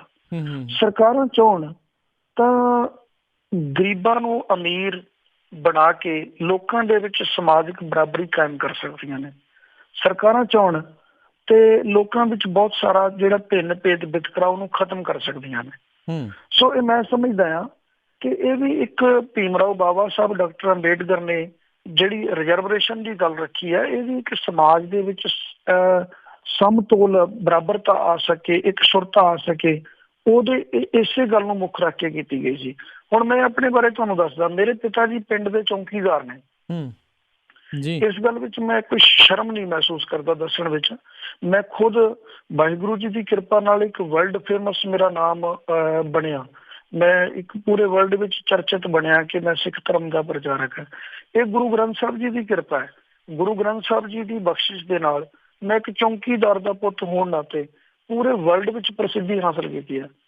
ਤੇ ਉਸ ਤੋਂ ਬਾਅਦ ਵਿੱਚ ਜੇ ਮੈਂ ਦੇਖਾਂ, ਇਹ ਚੌਧਰੀ ਦੇ ਪੁੱਤ ਨੂੰ ਟਿਕਟ, ਕਿਸੇ ਅਮੀਰ ਦੇ ਪੁੱਤ ਨੂੰ ਟਿਕਟ ਕੈਪਟਨ ਅਮਰਿੰਦਰ ਸਿੰਘ ਵੀ ਦੇ ਸਕਦਾ, ਪ੍ਰਕਾਸ਼ ਸਿੰਘ ਬਾਦਲ ਵੀ ਦੇ ਸਕਦਾ, ਪਰ ਚੌਂਕੀਦਾਰ ਦੇ ਪੁੱਤ ਨੂੰ ਟਿਕਟ ਕੇਵਲ ਤੇ ਕੇਵਲ ਆਮ ਆਦਮੀ ਪਾਰਟੀ ਦੇ ਵਿੱਚ ਅਰਵਿੰਦ ਕੇਜਰੀਵਾਲ ਦੇ ਸਕਦਾ। ਉਹਨੂੰ ਕੇਵਲ ਤੇ ਕੇਵਲ ਇਹ ਸਾਡੇ ਪੰਜਾਬ ਦੀ ਲੀਡਰਸ਼ਿਪ ਜਿਹੜੀ ਆਮ ਆਦਮੀ ਪਾਰਟੀ ਦੀ ਉਹ ਦੇ ਸਕਦੀ ਹੈ। ਸੋ ਸਾਨੂੰ ਜ਼ਰੂਰਤ ਹੈ ਇੱਕ ਸਾਰਤਾ ਲਿਆਉਣ ਵਾਸਤੇ ਇਹ ਜਿਹੜੇ ਮੌਕੇ ਬਣਦੇ ਨੇ। ਸਮਾਜ ਵਿੱਚ ਬਰਾਬਰੀ ਲਿਆਉਣ ਵਾਸਤੇ ਬੇਸ਼ੱਕ ਸਰਕਾਰੀ ਸਹੂਲਤਾਂ ਹੈਗੀਆਂ ਨੇ, ਜਿਵੇਂ ਹੁਣ ਆਟਾ ਦਾਲ ਸਕੀਮ ਦੀ ਮੈਂ ਗੱਲ ਕਰਾਂ। ਆਟਾ ਦਾਲ ਸਕੀਮ ਦੇ ਵਿੱਚ ਸਾਡੇ ਪੰਜਾਬ ਦੇ ਵਿੱਚ ਕਈ ਬੰਦੇ ਐਸੇ ਨੇ ਜਿਹੜੇ ਮਰਸਡੀ ਗੱਡੀ ਦੇ ਵਿੱਚ ਡਿਪੂ ਦੇ ਉੱਤੋਂ ਦਾਣੇ ਲੈਣ ਜਾਂਦੇ ਨੇ। ਤੇ ਮੈਂ ਜਦੋਂ ਪਿੰਡਾਂ ਵਿੱਚ ਡੋਰ ਟੂ ਡੋਰ ਕਰਦਾ, ਕਈ ਐਸੀਆਂ ਫੈਮਲੀਆਂ ਨੇ ਜਿਨ੍ਹਾਂ ਦੇ ਬਲ ਦੇਖ ਕੇ ਤਰਸ ਆਉਂਦਾ। ਕੱਲ ਮੈਂ ਲੇਹਲ ਕਲਾਂ ਪਿੰਡ ਵਿੱਚ ਸੀਗਾ ਜੀ, ਉੱਥੇ ਇੱਕ ਸਿਆਣੀ ਮਾਈ ਉਹ ਕਹਿ ਰਹੀ ਸੀ ਕਿ ਮੇਰਾ ਪਤੀ ਵੀ ਬਿਮਾਰ ਹੈ ਤੇ ਮੈਂ ਲੋਕਾਂ ਦੇ ਘਰਾਂ ਦਾ ਕੰਮ ਕਰਦੀ ਹਾਂ, ਮੇਰਾ ਕਾਰਡ ਕੈਂਸਲ ਕਰਵਾ ਦਿੱਤਾ, ਮੈਨੂੰ 25 ਕਿਲੋ ਦਾਣੇ ਭਾਵੇਂ ਤੁਸੀਂ ਮੁੱਲ ਲੈ ਕੇ ਦਿਓ, ਮੈਨੂੰ ਜ਼ਰੂਰ ਲੈ ਕੇ ਦਿਓ। ਚਲੋ ਉਹਦੀ ਸਮੱਸਿਆ ਦਾ ਹੱਲ ਤਾਂ ਉੱਥੇ ਸਾਡੇ ਪਾਰਟੀ ਦੇ ਜਿਹੜੇ ਵਲੰਟੀਅਰ ਸੀਗੇ ਉਹਨਾਂ ਨੇ ਕਰ ਦਿੱਤਾ। ਇੱਕ ਦਿਨ ਆਪਣੇ ਰਾਜ ਕਰਨਵੀਰ ਸਿੰਘ ਜੀ, ਇੱਕ ਦਿਨ ਮੈਂ ਡੋਰ ਟੂ ਡੋਰ ਕਰ ਰਿਹਾ ਸੀ, ਮੇਰੀ ਅਸੈਂਬਲੀ ਦਾ ਇੱਕ ਪਿੰਡ ਹੈ ਚੀਮਾ ਖੁਰਦ। ਉਸ ਪਿੰਡ ਦੇ ਵਿੱਚ ਇੱਕ ਲੜਕੀ ਉਹਦਾ ਮਤਲਬ ਉਮਰ ਦਾ ਤਗਾਦਾ ਜੇ ਲਾਵਾਂ ਤਾਂ ਮੈਂ ਸਮਝਦਾ ਕਿ ਉਹ ਅੱਜ ਚਾਹਵੇ ਕਿ ਮੈਂ ਹੋਰ ਸੈਕੰਡ ਮੈਰਿਜ ਕਰਵਾਉਣੀ ਤਾਂ ਕਰਵਾ ਸਕਦੀ ਜੀ। ਬੜੀ ਸੋਹਣੀ ਸੁਨੱਖੀ ਮੁਟਿਆਰ ਕੁੜੀ, ਔਰ ਉਸਨੇ ਮੈਨੂੰ ਦੱਸਿਆ ਵੀ ਕਡੈਣਾ ਜੀ ਮੈਨੂੰ 10 ਸਾਲ ਵਿਧਵਾ ਹੋਈ ਨੂੰ ਹੋ ਗਏ ਤੇ ਮੈਂ 4 ਵਾਰ ਆਪਣਾ ਰਾਸ਼ਨ ਕਾਰਡ ਅਪਲਾਈ ਕੀਤਾ, ਉਹ ਹਜੇ ਤੱਕ ਬਣ ਨਹੀਂ ਸਕਿਆ ਜੀ। ਮੇਰਾ 4 ਵਾਰ ਪਿੰਡ ਦੀ ਪੰਚਾਇਤ ਨੇ ਜਾਂ ਹੋਰ ਕਿਸੇ ਨੇ ਕਿਸੇ ਨੇ ਕੈਂਸਲ ਕਰਵਾ ਦਿੱਤਾ। ਇਹ ਬਰਾਬਰਤਾ ਲਿਆਉਣ ਵਾਸਤੇ ਜਿਹੜੇ ਸਾਨੂੰ ਸਹੂਲਤਾਂ ਹੈਗੀਆਂ ਨੇ ਉਹਨਾਂ ਨੂੰ ਲਿਆਉਣ ਲਈ ਅੱਗੇ ਆਉਣਾ ਪਏਗਾ ਕਿਸੇ ਨਾ ਕਿਸੇ ਨੂੰ। ਇੱਕ ਮੈਂ ਇਸ ਗੱਲ ਨੂੰ ਮੁਕਾਉਣੀ ਚਾਹੁੰਦਾ, ਜ਼ਿਆਦਾ ਲੰਬੀ ਨਹੀਂ ਕਰੂੰਗਾ। ਪੰਜਾਬੀ ਦੀ ਕਹਾਵਤ ਹੈ ਵੀ ਜਿਸ ਬੰਦੇ ਨੇ ਗਰੀਬੀ ਨਹੀਂ ਦੇਖੀ ਉਹ ਗਰੀਬਾਂ ਦਾ ਦੁੱਖ ਨਹੀਂ ਸਮਝ ਸਕਦਾ। ਜੀ ਜੀ ਜੀ। ਜਿਹੜਾ ਆਪ ਗਰੀਬੀ ਵਿੱਚੋਂ ਨਹੀਂ ਵਿਚਰਿਆ ਉਹ ਗਰੀਬ ਬੰਦੇ ਦੀ ਬਾਂਹ ਨਹੀਂ ਫੜ ਸਕਦਾ। ਤੇ ਜਦੋਂ ਬਹੁਤੇ ਪਿੰਡਾਂ ਵਿੱਚ ਮੈਂ ਜਾਂਦਾ ਆ, ਅੱਜ ਸਾਡਾ ਲਾਂਦੜੇ ਪਿੰਡ ਵਿੱਚ ਡੋਰ ਟੂ ਡੋਰ ਸੀਗਾ, ਉਸ ਪਰਿਵਾਰ ਦੇ ਵਿੱਚ ਇੱਕ ਘਰ ਵਿੱਚ ਮੈਂ ਵੜਿਆ, ਇੱਕੋ ਹੀ ਕਮਰਾ ਤੇ ਉਹਦੇ ਬਾਲੇ ਸਾਰੇ ਲਿਖੇ ਹੋਏ, ਬਹੁਤ ਅਤ ਦੀ ਗਰੀਬੀ, ਉਹਨਾਂ ਦੇ ਘਰੇ ਟਾਇਲਟ ਬਾਥਰੂਮ ਦਾ ਪ੍ਰਬੰਧ ਨਹੀਂ। ਉਹ ਬੀਬੀ ਰੋ ਕੇ ਮੈਨੂੰ ਕਹਿ ਰਹੀ ਸੀ ਕਿ ਜਿੰਨੇ ਲੀਡਰ ਆਉਂਦੇ ਨੇ ਲਾਰੇ ਲਾ ਕੇ ਚਲੇ ਜਾਂਦੇ ਨੇ, ਜਿਵੇਂ ਤੁਸੀਂ ਹੁਣੇ ਕਿਹਾ ਸੀ ਕਿ ਰਵਾਇਤੀ ਪਾਰਟੀਆਂ ਪਹਿਲਾਂ ਵੀ ਲਾਰੇ ਲਾਉਂਦੀਆਂ ਰਹੀਆਂ ਨੇ ਤੇ ਆਪਣਾ ਵੀ ਕਿਤੇ ਉਹੀ ਹਾਲ ਨਾ ਬਣੇ ਵੀ ਸਾਡਾ ਗਰੀਬਾਂ ਦਾ ਕੁਛ ਬਣਦਾ ਨਹੀਂ। ਮੈਂ ਉਹਨਾਂ ਨੂੰ ਇਹੋ ਹੀ ਉੱਤਰ ਦਿੱਤਾ, ਮੈਂ ਕਿਹਾ ਭੈਣ ਜੀ ਗਰੀਬਾਂ ਦਾ ਤਾਂ ਨਹੀਂ ਬਣਦਾ ਕਿ ਅਸੀਂ ਅੱਜ ਤੱਕ ਗਰੀਬਾਂ ਦੇ ਵਿੱਚੋਂ ਆਪਣੇ ਕਿਸੇ ਬੰਦੇ ਨੂੰ ਗਰੀਬ ਨੂੰ ਅੱਗੇ ਨਹੀਂ ਲੈ ਕੇ ਆਉਂਦਾ। ਅਸੀਂ ਵੋਟਾਂ ਪਾ ਕੇ ਜਿਤਾਇਆ ਅੱਜ ਤੱਕ ਉਹਨਾਂ ਨੂੰ ਹੈ ਜਿਨ੍ਹਾਂ ਨੇ ਕਦੇ ਗਰੀਬੀ ਦੇਖੀ ਨਹੀਂ ਹੈ। ਬੜੇ ਸੂਝਵਾਨ ਸਰੋਤੇ ਪੰਜਾਬੀ ਰੇਡੀਓ ਨੂੰ ਸੁਣਦੇ, ਕਿਉਂਕਿ ਮੈਂ ਅਮਰੀਕਾ ਵਿੱਚ ਵੀ ਆਇਆ, ਆਲ ਓਵਰ ਵਰਲਡ ਤੁਹਾਡਾ ਇੰਟਰਨੈਟ ਉੱਤੇ ਵੀ ਸੁਣਿਆ ਜਾਂਦਾ, ਇੰਡੀਆ ਵਿੱਚ ਵੀ ਬਹੁਤ ਸਰੋਤੇ ਸੁਣਦੇ ਹੋਣਗੇ ਜੀ। ਇੱਕ ਆਮ ਕਹਾਵਤ ਹੈ ਕਿ ਜਹਾਜ਼ ਵਿੱਚ ਬਹਿ ਕੇ ਗਰੀਬ ਦੇ ਚੁੱਲ੍ਹੇ ਦੀ ਅੱਗ ਦੇਖੀ ਨਹੀਂ ਜਾ ਸਕਦੀ। ਜੀ, ਜ਼ਮੀਨ ਤੇ ਜੁੜਨਾ ਬਹੁਤ ਜ਼ਰੂਰੀ ਆ। ਇਹ ਜ਼ਮੀਨ ਨਾਲ ਜੁੜਨ ਦਾ ਹੀ ਇੱਕ ਸਾਡੇ ਕੋਲ ਸਾਧਨ ਹੈ। ਦੂਜੀਆਂ ਪਾਰਟੀਆਂ ਤੋਂ ਦੁਖੀ ਹੋ ਕੇ ਹੀ ਆਮ ਆਦਮੀ ਪਾਰਟੀ ਨੂੰ ਲੋਕ ਜੁਆਇਨ ਕਰ ਰਹੇ ਆ। ਦੂਜੀਆਂ ਪਾਰਟੀਆਂ ਤੋਂ ਸਤਾਏ ਹੋਏ ਲੋਕ ਜਿਹੜੇ ਨੇ, ਅਮੀਰ ਜਿਹੜਾ ਹੈ, ਦੇਖੋ ਸਾਡੀ ਅਮੀਰਾਂ ਨਾਲ ਕੋਈ ਦੁਸ਼ਮਣੀ ਨਹੀਂ ਹੈ। ਅਮੀਰ ਲੋਕ ਜਿਹੜੇ ਨੇ ਉਹ ਸਾਡੇ ਦੇਸ਼ ਦਾ, ਉਹ ਵੀ ਸਾਡੇ ਦੇਸ਼ ਦੀ ਸ਼ਾਨ ਹੈ ਜੀ। ਪਰ ਇਹ ਵੀ ਗਰੀਬ ਦਿਨ ਪ੍ਰਤੀ ਦਿਨ ਗਰੀਬ ਕਿਉਂ ਹੋ ਰਿਹਾ, ਉਹਦੇ ਨਾਲ ਇਹ ਧੱਕੇਸ਼ਾਹੀ ਜਿਹੜੀ ਮਿਟੇ, ਬਸ ਇਹ ਸਾਡੀ ਇੱਕ ਤਮੰਨਾ ਹੈ ਜੀ ਕਿ ਹਲਕੇ ਦੇ ਵਿੱਚ ਜਿਹੜੇ ਲੋਕ ਨੇ ਉਹਨਾਂ ਦੀ ਬਾਂਹ ਫੜੀ ਜਾ ਸਕੇ ਜੀ। ਬਿਲਕੁਲ ਸਰੂਪ ਸਿੰਘ ਜੀ, ਆਪਾਂ ਇਸ ਦੇ ਉੱਤੇ ਹੋਰ ਗੱਲਬਾਤ ਕਰਾਂਗੇ। ਕੁਝ ਕੁ ਸਰੋਤੇ ਆਪਣੇ ਨਾਲ ਜਿਹੜੇ ਜੁੜੇ ਨੇ ਉਹ ਤੁਹਾਡੇ ਕੋਲੋਂ ਕੁਝ ਸਵਾਲ ਜਿਹੜੇ ਉਹ ਜ਼ਰੂਰ ਪੁੱਛਣਾ ਚਾਹੁੰਦੇ ਨੇ ਤੇ ਸਾਡੇ ਅੱਜ ਦੇ ਪਹਿਲੇ ਕਾਲਰ ਗੁਰਬਿੰਦਰ ਸਿੰਘ ਜੀ, ਜੀ ਆਇਆਂ ਨੂੰ, ਸਤਿ ਸ਼੍ਰੀ ਅਕਾਲ ਜੀ। ਹਾਂਜੀ ਸਰੂਪ ਸਿੰਘ ਜੀ, ਬਹੁਤ ਬਹੁਤ ਸਤਿ ਸ਼੍ਰੀ ਅਕਾਲ ਤੁਹਾਨੂੰ, ਬਹੁਤ ਪਿਆਰ ਨਾਲ। ਤੇ ਮੈਂ ਤੁਹਾਨੂੰ ਪਰਸਨਲੀ ਵੀ ਜਾਣਦਾ, ਸਟਾਕਟਨ ਗੁਰਦੁਆਰਾ ਸਾਹਿਬ ਤੁਸੀਂ ਆਪਣਾ ਲਾਇਆ ਸੀ ਦੀਵਾਨ, ਤੇ ਤੁਹਾਡੇ ਹੱਕ ਚ ਨਾ 3-4 ਗੱਲਾਂ ਬਹੁਤ ਵਧੀਆ ਜਾਂਦੀਆਂ। ਪਹਿਲਾਂ ਤਾਂ ਮੇਰੇ ਦਿਲ ਦੇ ਵਿੱਚ ਇਹ ਸੀ ਵੀ ਕੋਈ ਬੰਦਾ ਸਿੱਖੀ ਦੇ ਜਾਣਕਾਰ ਜਿਹੜਾ ਨਾ ਉਹ ਆਪ ਪਾਰਟੀ ਦੇ ਵਿੱਚ ਜ਼ਰੂਰ ਹੋਣਾ ਚਾਹੀਦਾ। ਅੱਜ ਤੁਹਾਡੇ ਬਾਰੇ ਚੇਤਾ ਆਇਆ, ਬੜੀ ਖੁਸ਼ੀ ਹੋਈ ਦਿਲ ਨੂੰ ਵੀ ਤੁਸੀਂ ਸਿੱਖੀ ਦੇ ਵਿੱਚ ਪਰਪੱਕ ਜੇ। ਤੁਹਾਡੇ ਵਰਗੇ ਸਿੰਘ ਹੋਰ ਚਾਹੀਦੇ ਆਪ ਪਾਰਟੀ ਦੇ ਵਿੱਚ। ਪਹਿਲੀ ਤਾਂ ਮੇਰੀ ਇਹ ਬੇਨਤੀ ਆ, ਜਿਹੜੇ ਸਿੱਖੀ ਨੂੰ ਜਾਣਦੇ ਹੋਣ ਬਹੁਤ ਕਲੋਜ਼ਲੀ, ਸਾਰਾ ਸਿੱਖ ਇਤਿਹਾਸ ਜਾਣਦੇ ਹੋਣ, ਕਿਉਂਕਿ ਕੱਲ ਕਲੋਤਰ ਨੂੰ ਤੁਹਾਨੂੰ ਲੋੜ ਪੈ ਸਕਦੀ ਆ, ਕੋਈ ਸਿੱਖੀ ਧਰਮ ਬਾਰੇ ਪੁੱਛੇ ਤੇ ਤੁਸੀਂ ਬਹੁਤ ਵਿਸਥਾਰ ਨਾਲ ਜਾਣਕਾਰੀ ਦੇ ਸਕਦੇ ਜੀ। ਇਹ ਤੁਹਾਡੇ ਹੱਕ ਦੇ ਵਿੱਚ ਗੱਲ ਜਾਂਦੀ ਹੈ। ਨੰਬਰ 2, ਤੁਸੀਂ ਬੁਲਾਰੇ ਬਹੁਤ ਵਧੀਆ ਜੇ, ਇਹ ਵੀ ਤੁਹਾਡੇ ਹੱਕ ਦੇ ਵਿੱਚ ਜਾਂਦੀ ਹੈ। ਨੰਬਰ 3, ਫਲੌਰ ਹਲਕੇ ਤੋਂ ਬਹੁਤ ਸਾਰੇ ਲੋਕੀ ਬਾਹਰਲੀਆਂ ਕੰਟਰੀਆਂ 'ਚ ਰਹਿੰਦੇ ਜੇ, ਤੇ ਤੁਸੀਂ ਬਾਹਰ ਕੰਟਰੀਆਂ ਦੇ ਵਿੱਚ ਕਾਫੀ ਜਗ੍ਹਾ ਤੇ ਦੀਵਾਨ ਲਾਏ ਆ, ਤੁਹਾਨੂੰ ਕਈ ਲੋਕ ਪਰਸਨਲੀ ਵੀ ਜਾਣਦੇ ਆ। ਇਹ ਵੀ ਤੁਹਾਡੇ ਹੱਕ ਦੇ ਵਿੱਚ ਗੱਲ ਜਾਂਦੀ ਹੈ। ਤੁਹਾਡੇ ਹੱਕ ਦੇ ਵਿੱਚ ਬਹੁਤ ਗੱਲਾਂ ਜਾਂਦੀਆਂ। ਤੇ ਮੇਰੇ 2 ਨਿੱਕੇ ਨਿੱਕੇ ਕੁਐਸਚਨ ਹੈ। ਇੱਕ ਤਾਂ ਅੱਜ ਕੱਲ੍ਹ ਪੈਸਿਆਂ ਦੀ ਬੜੀ ਪ੍ਰੋਬਲਮ ਆ ਰਹੀ ਹੈ, ਜਿਹੜੇ ਮੋਦੀ ਸਾਹਿਬ ਨੇ ਪੈਸੇ ਬੰਦ ਕੀਤੇ ਆ, ਉਹਦੇ ਵਿੱਚ ਤੁਸੀਂ ਲੋਕਾਂ ਨਾਲ ਕੋਈ ਹੈਲਪ ਕਰ ਰਹੇ ਜੇ ਬੈਂਕ ਵਿੱਚ ਜਾ ਕੇ? ਨੰਬਰ 1। ਨੰਬਰ 2 ਤੇ ਤੁਸੀਂ ਕਿਹਾ ਵੀ ਐਰੋ ਲਾਉਣੇ ਪੈਂਦੇ ਆ, ਛੱਪੜ ਤਾਂ ਪਹਿਲਾਂ ਵੀ ਸੀ ਆਪਣੇ ਪੰਜਾਬ ਦੇ ਵਿੱਚ, ਉਦੋਂ ਪਾਣੀ ਦੇ ਇੰਨੇ ਗੰਦੇ ਨਹੀਂ ਸੀ ਜਾਂ ਕੀ ਗੱਲ ਸੀ? ਐਰੋ ਉਦੋਂ ਨਹੀਂ ਸੀ ਲੱਗਦੇ, ਲੋਕੀ ਘਰਾਂ ਦਾ ਪਾਣੀ ਪੀਂਦੇ, ਹੁਣ ਕੀ ਕਾਰਨ ਹੋ ਗਿਆ ਕਿ ਐਰੋ ਹਰੇਕ ਘਰ ਨੂੰ ਲਾਉਣੇ ਪੈ ਰਹੇ ਆ? ਬਸ ਇਹ 2 ਕੁਐਸਚਨ ਆ। ਥੈਂਕ ਯੂ ਗੁਰਵਿੰਦਰ ਜੀ, ਮਿਹਰਬਾਨੀ ਜੀ। ਜੀ ਸਰੂਪ ਸਿੰਘ ਜੀ। ਗੁਰਵਿੰਦਰ ਸਿੰਘ ਜੀ ਦਾ ਸਵਾਲ ਬਹੁਤ ਵਧੀਆ, ਥੈਂਕ ਯੂ, ਇਹਨਾਂ ਦਾ ਧੰਨਵਾਦ। ਮੈਨੂੰ ਪਰਸਨਲੀ ਵੀ ਕਹਿੰਦੇ ਜਾਣਦੇ ਆ, ਧੰਨਵਾਦ ਜੀ। ਦੇਖੋ, ਜਿਹੜਾ ਬੈਂਕਾਂ ਵਿੱਚ ਲਾਈਨਾਂ ਲੱਗੀਆਂ ਨੇ, ਪਹਿਲਾਂ ਤਾਂ ਮੈਂ ਇਹਦੇ ਬਾਰੇ ਦੱਸ ਦੇਵਾਂ। ਇਹਦੇ ਬਾਰੇ ਮੋਦੀ ਸਾਹਿਬ ਨੇ ਨਾਮ ਦਿੱਤਾ ਬਲੈਕ ਮਨੀ ਨੂੰ, ਬਲੈਕ ਮਨੀ ਦੇ ਉੱਤੇ ਸਰਜੀਕਲ ਸਟ੍ਰਾਈਕ। ਸਰਜੀਕਲ ਸਟ੍ਰਾਈਕ ਦਾ ਮਤਲਬ ਹੁੰਦਾ ਆਪਣੇ ਘਰ ਨੂੰ ਸਿਕਿਉਰ ਰੱਖ ਕੇ ਦੁਸ਼ਮਣ ਦੇ ਘਰ ਅਟੈਕ ਕਰਕੇ ਫਿਰ ਆਪਣੇ ਆਪ ਨੂੰ ਸੁਰੱਖਿਅਤ ਆਪਣੇ ਘਰ ਵਾਪਸ ਲੈ ਕੇ ਆਉਣਾ। ਇਹਦਾ ਮਤਲਬ ਇਹਨਾਂ ਨੇ ਆਪਣੀ ਬਲੈਕ ਮਨੀ ਜਿਹੜੀ ਉਹ ਸਿਕਿਉਰ ਕਰ ਲਈ, ਦੂਜਿਆਂ ਦੇ ਉੱਤੇ ਅਟੈਕ ਕੀਤਾ। ਖੈਰ, ਆਪਾਂ ਨੂੰ ਕੋਈ ਦੁੱਖ ਨਹੀਂ ਹੈ, ਕਿਉਂਕਿ ਸਾਡੇ ਕੋਲ ਬਲੈਕ ਮਨੀ ਤਾਂ ਕੀ, ਸਾਡੇ ਕੋਲ ਤਾਂ ਵਾਈਟ ਮਨੀ ਵੀ ਹੈ ਨਹੀਂ ਜੀ। ਅਸੀਂ ਤਾਂ ਸੰਗਤ ਦੇ ਸਹਾਰੇ ਨਾਲ ਚੱਲਣ ਵਾਲੇ। ਜਿਹੜਾ ਪਬਲਿਕ ਨੂੰ ਪਰੇਸ਼ਾਨੀ ਆਉਂਦੀ ਹੈ, ਉਹਦੇ ਵਾਸਤੇ ਆਮ ਆਦਮੀ ਪਾਰਟੀ, ਜਿਹੜੇ ਲੋਕ ਸਵੇਰੇ 7 ਵਜੇ ਜਾਂ 5 ਵਜੇ ਤੋਂ ਆ ਕੇ ਲਾਈਨਾਂ ਲਾ ਕੇ ਖੜ ਜਾਂਦੇ ਨੇ, ਭੁੱਖ ਨਭਾਣੇ ਆ ਜਾਂਦੇ ਨੇ, ਉਹਨਾਂ ਵਾਸਤੇ ਅਸੀਂ ਚਾਹ ਤੇ ਮੱਠੀਆਂ ਦਾ ਲੰਗਰ ਲਾਉਂਦੇ ਹਾਂ। ਤੇ ਸਾਡੀ ਆਮ ਆਦਮੀ ਪਾਰਟੀ ਵੱਲੋਂ ਮੈਂ ਆਪਣੇ ਹਲਕਾ ਫਲੋਰ ਦੇ ਵਿੱਚ ਕਾਫੀ ਦਿਨ ਉਹ ਚਾਹ ਮੱਠੀਆਂ ਦਾ ਅਸੀਂ ਲੰਗਰ ਲਾਇਆ ਹੈਗਾ। ਤੇ ਉਹਦੀਆਂ ਵੀਡੀਓ ਜਾਂ ਫੋਟੋ ਜਿਹੜੀਆਂ ਨੇ ਉਹ ਅਕਸਰ ਵਾਇਰਲ ਹੋਈਆਂ ਨੇ, ਸ਼ਾਇਦ ਤੁਸੀਂ ਦੇਖੀਆਂ ਹੋਣ। ਤੇ ਫਿਰ ਅਸੀਂ ਇੱਕ ਸਟਾਲ ਬੈਂਕ ਦੇ ਅੰਦਰ ਆਮ ਆਦਮੀ ਪਾਰਟੀ ਦੇ ਵਲੰਟੀਅਰਾਂ ਵੱਲੋਂ ਲਗਵਾਉਂਦੇ ਹਾਂ ਕਿ ਉੱਥੇ ਕਿਸੇ ਨੂੰ ਪੇਪਰ ਵਰਕ ਦੇ ਵਿੱਚ, ਪੇਪਰ ਭਰਨ ਵਿੱਚ ਜਿਹੜੇ ਸਿਆਣੇ ਲੋਕ ਨੇ, ਬਜ਼ੁਰਗ ਨੇ, ਉਹਨਾਂ ਦੀ ਅਸੀਂ ਕੋਈ ਹੈਲਪ ਕਰ ਸਕੀਏ। ਇਹ ਵੀ ਅਸੀਂ ਕਰਦੇ ਹਾਂ। ਦੂਸਰਾ, ਇਹਨਾਂ ਦਾ ਇੱਕ ਸਵਾਲ ਸੀਗਾ ਕਿ RO ਪਹਿਲਾਂ ਨਹੀਂ ਸੀ ਲੱਗਦੇ, ਹੁਣ ਕਿਉਂ ਲੱਗਦੇ ਆ? ਜੀ ਬਿਲਕੁਲ। ਪਿੰਡਾਂ ਦੇ ਵਿੱਚ ਜਿਹੜੇ ਛੱਪੜ ਨੇ ਉਹ ਇੰਨੇ ਪਿੰਡ ਦੇ ਵਿਚਕਾਰ ਹੈ, ਜਿਵੇਂ ਅੱਜ ਮੈਂ ਪਾਲਕਦੀਨ ਪਿੰਡ ਵਿੱਚ ਤੇ ਲਾਂਭੜੇ ਪਿੰਡ, 2 ਪਿੰਡ ਦਾ ਡੋਰ ਟੂ ਡੋਰ ਕੀਤਾ। ਪਾਲਕਦੀਨ ਪਿੰਡ ਦਾ ਛੱਪੜ ਐਨ ਪਿੰਡ ਦੇ ਬਿਲਕੁਲ ਮਿਡ ਵਿੱਚ ਹੈਗਾ, ਵਿਚਕਾਰ ਹੈਗਾ ਜੀ। ਤੇ ਉਹਦੀ ਇੰਨੀ ਗੰਦੀ ਸਮੈਲ ਬਿਮਾਰੀਆਂ ਨੂੰ ਜਨਮ ਦਿੰਦੀ ਹੋਏਗੀ, ਤੇ ਔਰ ਉਹ ਪਾਣੀ ਪੀਣ ਵਾਲਾ ਉਹਦੇ ਨਾਲ ਦੂਸ਼ਿਤ ਹੋਇਆ। ਦੂਸਰੀ ਗੱਲ, ਜ਼ਮੀਨਾਂ ਦੇ ਉੱਤੇ ਬੇਲੋੜੀਆਂ ਦਵਾਈਆਂ ਉਹ ਜਿਹੜੀਆਂ ਪਾਈਆਂ ਗਈਆਂ, ਸਾਡੇ ਫਾਰਮਰ ਨੂੰ ਤਕਨੀਕ ਜਿਹੜੀ ਆ ਉਹ ਦਿੱਤੀ ਜਾਂਦੀ ਹੈਗੀ ਆ ਐਗਰੀਕਲਚਰ ਯੂਨੀਵਰਸਿਟੀ ਦੇ ਵਿੱਚ, ਉਹ ਜਿਹੜੇ ਖੇਤੀ ਮੇਲਿਆਂ ਦੇ ਵਿੱਚ ਸਾਡੇ ਬਹੁਤੇ ਕਿਸਾਨ ਜਾ ਨਹੀਂ ਪਾਉਂਦੇ, ਉਹ ਵੀ ਇੱਕ ਅਣਜਾਣਤਾ ਦੀ ਵਜ੍ਹਾ ਨਾਲ ਹੋਇਆ। ਪਰ ਜਿਹੜਾ ਮੇਰਾ ਕਹਿਣ ਦਾ ਮਤਲਬ ਸੀਗਾ ਉਹ ਕੇਵਲ ਛੱਪੜ ਦੇ ਉੱਤੇ ਆਧਾਰਿਤ ਸੀਗਾ, ਤੇ ਛੱਪੜਾਂ ਨੂੰ ਅਸੀਂ ਪਿੰਡਾਂ ਤੋਂ ਦੂਰ ਕਰ ਸਕੀਏ ਤਾਂ ਕਿ ਬਿਮਾਰੀਆਂ ਤੋਂ ਸਾਡੇ ਪਿੰਡ ਸੁਰੱਖਿਅਤ ਹੋ ਸਕਣ, ਬਿਮਾਰੀਆਂ ਨਾ ਲੱਗ ਸਕਣ, ਤੇ ਕੁਛ ਉੱਥੇ ਪੀਣ ਵਾਲੇ ਪਾਣੀ ਦਾ ਵੀ ਸੁਧਾਰ ਹੋਵੇ ਜੀ। ਤੇ ਇੱਕ ਪੀਣ ਵਾਲਾ ਪਾਣੀ ਜਿਹੜਾ ਪਾਣੀ ਦੀ ਸਰਕਾਰੀ ਟੈਂਕੀ ਰਾਹੀਂ ਆਉਂਦਾ, ਉਹ ਕਾਫੀ ਹੱਦ ਤੱਕ ਸ਼ੁੱਧ ਹੁੰਦਾ, ਕਿਉਂਕਿ ਉਹਦਾ ਬੋਰ ਬਹੁਤ ਡੂੰਘਾ ਹੁੰਦਾ ਜੀ। ਪਰ ਉਹਦੇ ਉੱਤੇ ਇੱਕ ਬੜਾ ਤਰਸ ਆਉਂਦਾ ਹੈ ਕਿ ਸਾਡੇ ਅਕਾਲੀ ਸਰਕਾਰ ਨੇ ਜਿਹੜਾ ਪਿੰਡਾਂ ਵਿੱਚ ਮੋਟਰਾਂ ਦਾ ਬਿੱਲ ਜਿਹੜਾ ਮਾਫ ਕੀਤਾ ਹੋਇਆ, ਇੱਕ ਪਿੰਡ ਦੀ ਮੰਨ ਕੇ ਚੱਲਦੇ 50 ਮੋਟਰਾਂ ਨੇ, ਉਹ 50 ਮੋਟਰਾਂ ਨੂੰ ਬਿੱਲ ਨਹੀਂ ਆਉਂਦਾ ਜੀ। ਪਰ ਇੱਕ ਮੋਟਰ ਐਸੀ ਆ ਜਿਹੜੀ ਪਾਣੀ ਵਾਲੀ ਟੈਂਕੀ ਨੂੰ ਭਰ ਕੇ ਸਾਰੇ ਪਿੰਡ ਨੂੰ ਪਾਣੀ ਪਿਲਾਉਂਦੀ ਹੈ।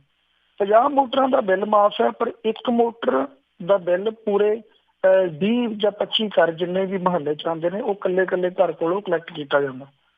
ਇੱਕ ਸਵਾਲ ਹੈ ਕਿ 50 ਮੋਟਰਾਂ ਦਾ ਬਿੱਲ ਮਾਫ ਹੋ ਸਕਦਾ ਤੇ ਇੱਕ ਮੋਟਰ ਦਾ ਬਿੱਲ ਨਹੀਂ ਮਾਫ ਹੋ ਸਕਦਾ। ਉਹ ਜਾਣਬੁੱਝ ਕੇ ਲੱਗਦਾ ਵੀ ਗਰੀਬਾਂ ਨੂੰ ਹੋਰ ਦੱਬਣ ਦਾ ਇੱਕ ਤਰੀਕਾ ਆ ਵੀ ਇਹਨਾਂ ਨੂੰ ਜੇ ਸ਼ੁੱਧ ਪਾਣੀ ਦੇਣਾ ਤਾਂ ਉਹਦਾ ਬਿੱਲ ਲਓ। ਤੇ ਇਹਦੇ ਨਾਲੋਂ ਫਿਰ ਇਹੀ ਆ ਕਿ ਹਰ ਇੱਕ ਬੰਦਾ ਆਪਣੇ ਘਰ ਵਿੱਚ RO ਸਿਸਟਮ ਲਗਵਾ ਰਿਹਾ, ਫਿਲਟਰ ਲਗਵਾ ਰਿਹਾ, ਪਰ ਫਿਲਟਰ ਕੇਵਲ ਪੀਣ ਵਾਲੇ ਪਾਣੀ ਤੱਕ ਸੀਮਤ ਹੈ। ਜੋ ਛੱਪੜਾਂ ਦੇ ਨਾਲ ਬਾਕੀ ਦੀਆਂ ਬਿਮਾਰੀਆਂ ਲੱਗਦੀਆਂ ਨੇ, ਉਹ ਸਾਡਾ ਉੱਥੋਂ ਦਾ ਜਿਹੜਾ ਵਾਤਾਵਰਨ ਹੈ ਉਹ ਦੂਸ਼ਿਤ ਹੁੰਦਾ ਆ, ਉਹ ਬਹੁਤ ਵੱਡੀ ਇੱਕ ਸਾਡੇ ਵਾਸਤੇ ਚੁਣੌਤੀ ਹੈ। ਜੀ ਬਿਲਕੁਲ ਸਰੂਪ ਸਿੰਘ ਜੀ, ਆਪਣੇ ਨਾਲ ਹੋਰ ਵੀ ਬਹੁਤ ਸਾਰੇ ਕਾਲਰ ਜੁੜੇ ਨੇ, ਉਹ ਵੀ ਤੁਹਾਡੇ ਕੋਲੋਂ ਜਿਹੜੇ ਜੀ ਸਵਾਲ ਪੁੱਛਣਾ ਚਾਹੁੰਦੇ ਨੇ। ਆਪਾਂ ਅਗਲੇ ਕਾਲਰ ਉਹਨਾਂ ਦੇ ਨਾਲ ਗੱਲ ਕਰਦੇ ਹਾਂ। ਸਤਨਾਮ ਸਿੰਘ ਜੀ ਸਾਡੇ ਨਾਲ ਜੁੜ ਚੁੱਕੇ ਨੇ ਯੂਬਾ ਸਿਟੀ ਤੋਂ। ਜੀ ਆਇਆਂ ਨੂੰ, ਸਤਿ ਸ਼੍ਰੀ ਅਕਾਲ ਜੀ। ਸਤਿ ਸ਼੍ਰੀ ਅਕਾਲ ਜੀ ਸਰੂਪ ਸਿੰਘ ਜੀ, ਸਤਿ ਸ਼੍ਰੀ ਅਕਾਲ। ਸਤਿ ਸ਼੍ਰੀ ਅਕਾਲ ਜੀ। ਸਭ ਤੋਂ ਪਹਿਲਾਂ ਆਪ ਨੂੰ ਬਹੁਤ ਬਹੁਤ ਮੁਬਾਰਕਾਂ ਜੀ। ਤੇ ਵਿੱਚ ਮੇਰਾ 1-2 ਸਵਾਲ ਹੈਗੇ ਆ ਜੀ। ਤੇ ਪਹਿਲੀ ਤਾਂ ਗੱਲ ਵੀ ਤੁਸੀਂ ਕਹਿੰਦੇ ਹੋ ਅਸੀਂ ਲੋਕਾਂ ਨੂੰ ਨਾਲ ਜੋੜਨਾ, ਪਰ ਜਿਹੜੇ ਤੁਹਾਡੇ ਪਹਿਲੇ ਪਾਰਟੀ ਮੈਂਬਰ ਉਹ ਗੁੱਸੇ ਹੋਇਆ, ਉਹਨਾਂ ਨੂੰ ਕਿਸੇ ਨੇ ਮਨਾਉਣ ਦੀ ਕੋਸ਼ਿਸ਼ ਨਹੀਂ ਕੀਤੀ। ਜਿੱਦਾਂ ਕਿ ਉਹਨਾਂ 'ਚ ਕਈ ਮਤਲਬ ਚੰਗੇ ਆਪਣੇ ਬੰਦੇ ਵੇ ਗਾਂਧੀ ਸਾਹਿਬ ਹੋਏ, ਤੇ ਉਹਦਾ ਕੀ ਕਾਰਨ ਹੈ? ਤੇ ਦੂਜੀ ਗੱਲ ਇਹ ਵੀ ਕਿ ਪੰਜਾਬ ਦੀ ਤੁਹਾਡੀ ਮਤਲਬ ਜਿਹੜੇ ਪਾਰਟੀ ਸਟਰੋਂਗ ਐਨਫ ਹੈਗੇ ਜਿਹੜੇ ਮਤਲਬ, ਕਿਉਂਕਿ ਆਪਣੇ ਘੁੱਗੀ ਸਾਹਿਬ ਆਪਣੇ ਹੈਗੇ ਉਹ ਇੰਨਾ ਪ੍ਰੈਸ਼ਰ ਝੱਲ ਸਕਣਗੇ, ਕਿਉਂਕਿ ਇਸ ਵੇਲੇ ਪ੍ਰੈਸ਼ਰ ਬਹੁਤ ਹੈ ਤੇ ਉਹ ਇਹਦਾ ਮਤਲਬ ਸਾਹਮਣਾ ਕਰ ਸਕਣਗੇ। ਤੇ ਤੀਜੀ ਗੱਲ ਮੇਰਾ ਸਵਾਲ ਇਹ ਹੈ ਜੀ, ਕੇਜਰੀਵਾਲ ਸਾਹਿਬ ਦਿੱਲੀ ਆ, ਉਹਨੂੰ ਪੰਜਾਬ ਦੇ ਲੋਕਾਂ ਦੇ ਹਜੇ ਸਮੱਸਿਆ ਦਾ ਇੰਨਾ ਪਤਾ ਨਹੀਂ ਹੈ, ਉਹਨੇ ਆਪਣੇ ਹਿਸਾਬ ਨਾਲ ਫੈਸਲਾ ਕਰਨਾ। ਕਿ ਤੁਸੀਂ ਪੰਜਾਬ ਦੇ ਜਿਹੜੇ ਹੈਗੀ ਪਾਰਟੀ ਉਹਨਾਂ ਦਾ ਮਤਲਬ ਉਹਨਾਂ ਨੂੰ ਦੱਸ ਸਕਦੇ ਹੋ ਪੰਜਾਬ ਦੀ ਆਹ ਸਮੱਸਿਆ ਹੈਗਾ, ਜੇ ਉਹ ਮੰਨ ਲਓ ਉਹਦਾ ਫੈਸਲਾ ਨਹੀਂ ਕਰ ਸਕਦੇ, ਤੁਸੀਂ ਉਹਦਾ ਵਿਰੋਧ ਕਰ ਸਕਦੇ ਹੋ, ਉਹਨਾਂ ਦੇ ਮੰਨ ਲਓ ਉਹਨੂੰ ਚੇਂਜ ਕਰ ਸਕਦੇ ਕਿ ਨਹੀਂ? ਮੇਰੇ 2-3 ਸਵਾਲ ਇਹੀ ਹੈ ਜੀ। ਬਹੁਤ ਧੰਨਵਾਦ ਜੀ। Thank you Satnam Singh ji. ਜੀ ਵੀਰ ਸਤਨਾਮ ਸਿੰਘ ਉਹਨਾਂ ਦੇ ਸਵਾਲ ਜਿਹੜੇ ਨੇ, ਪਹਿਲੀ ਗੱਲ ਇਹਨਾਂ ਨੇ ਰੁੱਸੇ ਹੋਏ ਬੰਦਿਆਂ ਦਾ ਜ਼ਿਕਰ ਕੀਤਾ। ਜੀ ਮੈਂ ਬਿਲਕੁਲ ਸਾਫ਼ ਸ਼ਬਦਾਂ ਵਿੱਚ ਕਹਾਂ ਕਿ ਮੇਰੇ ਹਲਕੇ ਦੀ ਇਹ ਬਿਲਕੁਲ ਪ੍ਰੋਬਲਮ ਨਹੀਂ ਹੈਗੀ। ਮੇਰੇ ਹਲਕੇ ਦੇ ਵਿੱਚ ਇੱਕ ਵੀ ਬੰਦਾ ਐਸਾ ਨਹੀਂ ਜਿਹੜਾ ਰੁੱਸਿਆ ਹੋਇਆ ਹੋਵੇ। ਮੇਰੇ ਨਾਲ ਸਾਰੇ ਮੋਢੇ ਨਾਲ ਮੋਢਾ ਜੋੜ ਕੇ ਚੱਲ ਰਹੇ ਨੇ। ਸਾਡੀ ਫਲੋਰ ਅਸੈਂਬਲੀ ਦੇ ਵਿੱਚ 7 ਬੰਦੇ ਟਿਕਟਾਂ ਮੰਗ ਰਹੇ ਸੀਗੇ ਜੀ। ਉਹਨਾਂ 7 ਵਿੱਚੋਂ ਇੱਕ ਬੀਬੀ ਪਹਿਲਾਂ ਲਿਫਟ ਕਰ ਗਈ ਸੀ, ਕਿਉਂਕਿ ਉਹਨੂੰ ਦਿਸ ਪਿਆ ਸੀ ਕਿ ਮੈਨੂੰ ਟਿਕਟ ਨਹੀਂ ਮਿਲਣੀ। ਤੇ ਅਸੀਂ 6 ਰਹਿ ਗਏ ਸੀ, 6 ਵਿੱਚੋਂ ਇੱਕ ਮੈਨੂੰ ਟਿਕਟ ਮਿਲ ਗਈ, 5 ਰਹਿ ਗਏ। ਉਹ ਜਿਹੜੇ 5 ਜਣੇ ਨੇ ਉਹ ਮੇਰੇ ਨਾਲ ਪੂਰਾ ਸਾਥ ਦੇ ਰਹੇ ਨੇ।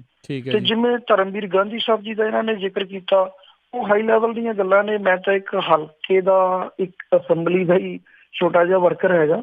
ਉਹ ਹਾਈ ਕਮਾਂਡ ਤੱਕ ਹੀ ਮੈਂ ਰਹਿਣ ਦਿੰਦਾ, ਕਿਉਂਕਿ ਉਹਦੇ ਬਾਰੇ ਉੱਚੇ ਲੈਵਲ ਦੀ ਗੱਲ ਹੈ ਮੇਰੇ ਤੋਂ। ਉਹਦੇ ਬਾਰੇ ਮੈਂ ਨਹੀਂ ਕੋਈ ਕਮੈਂਟ ਦੇਵਾਂਗਾ।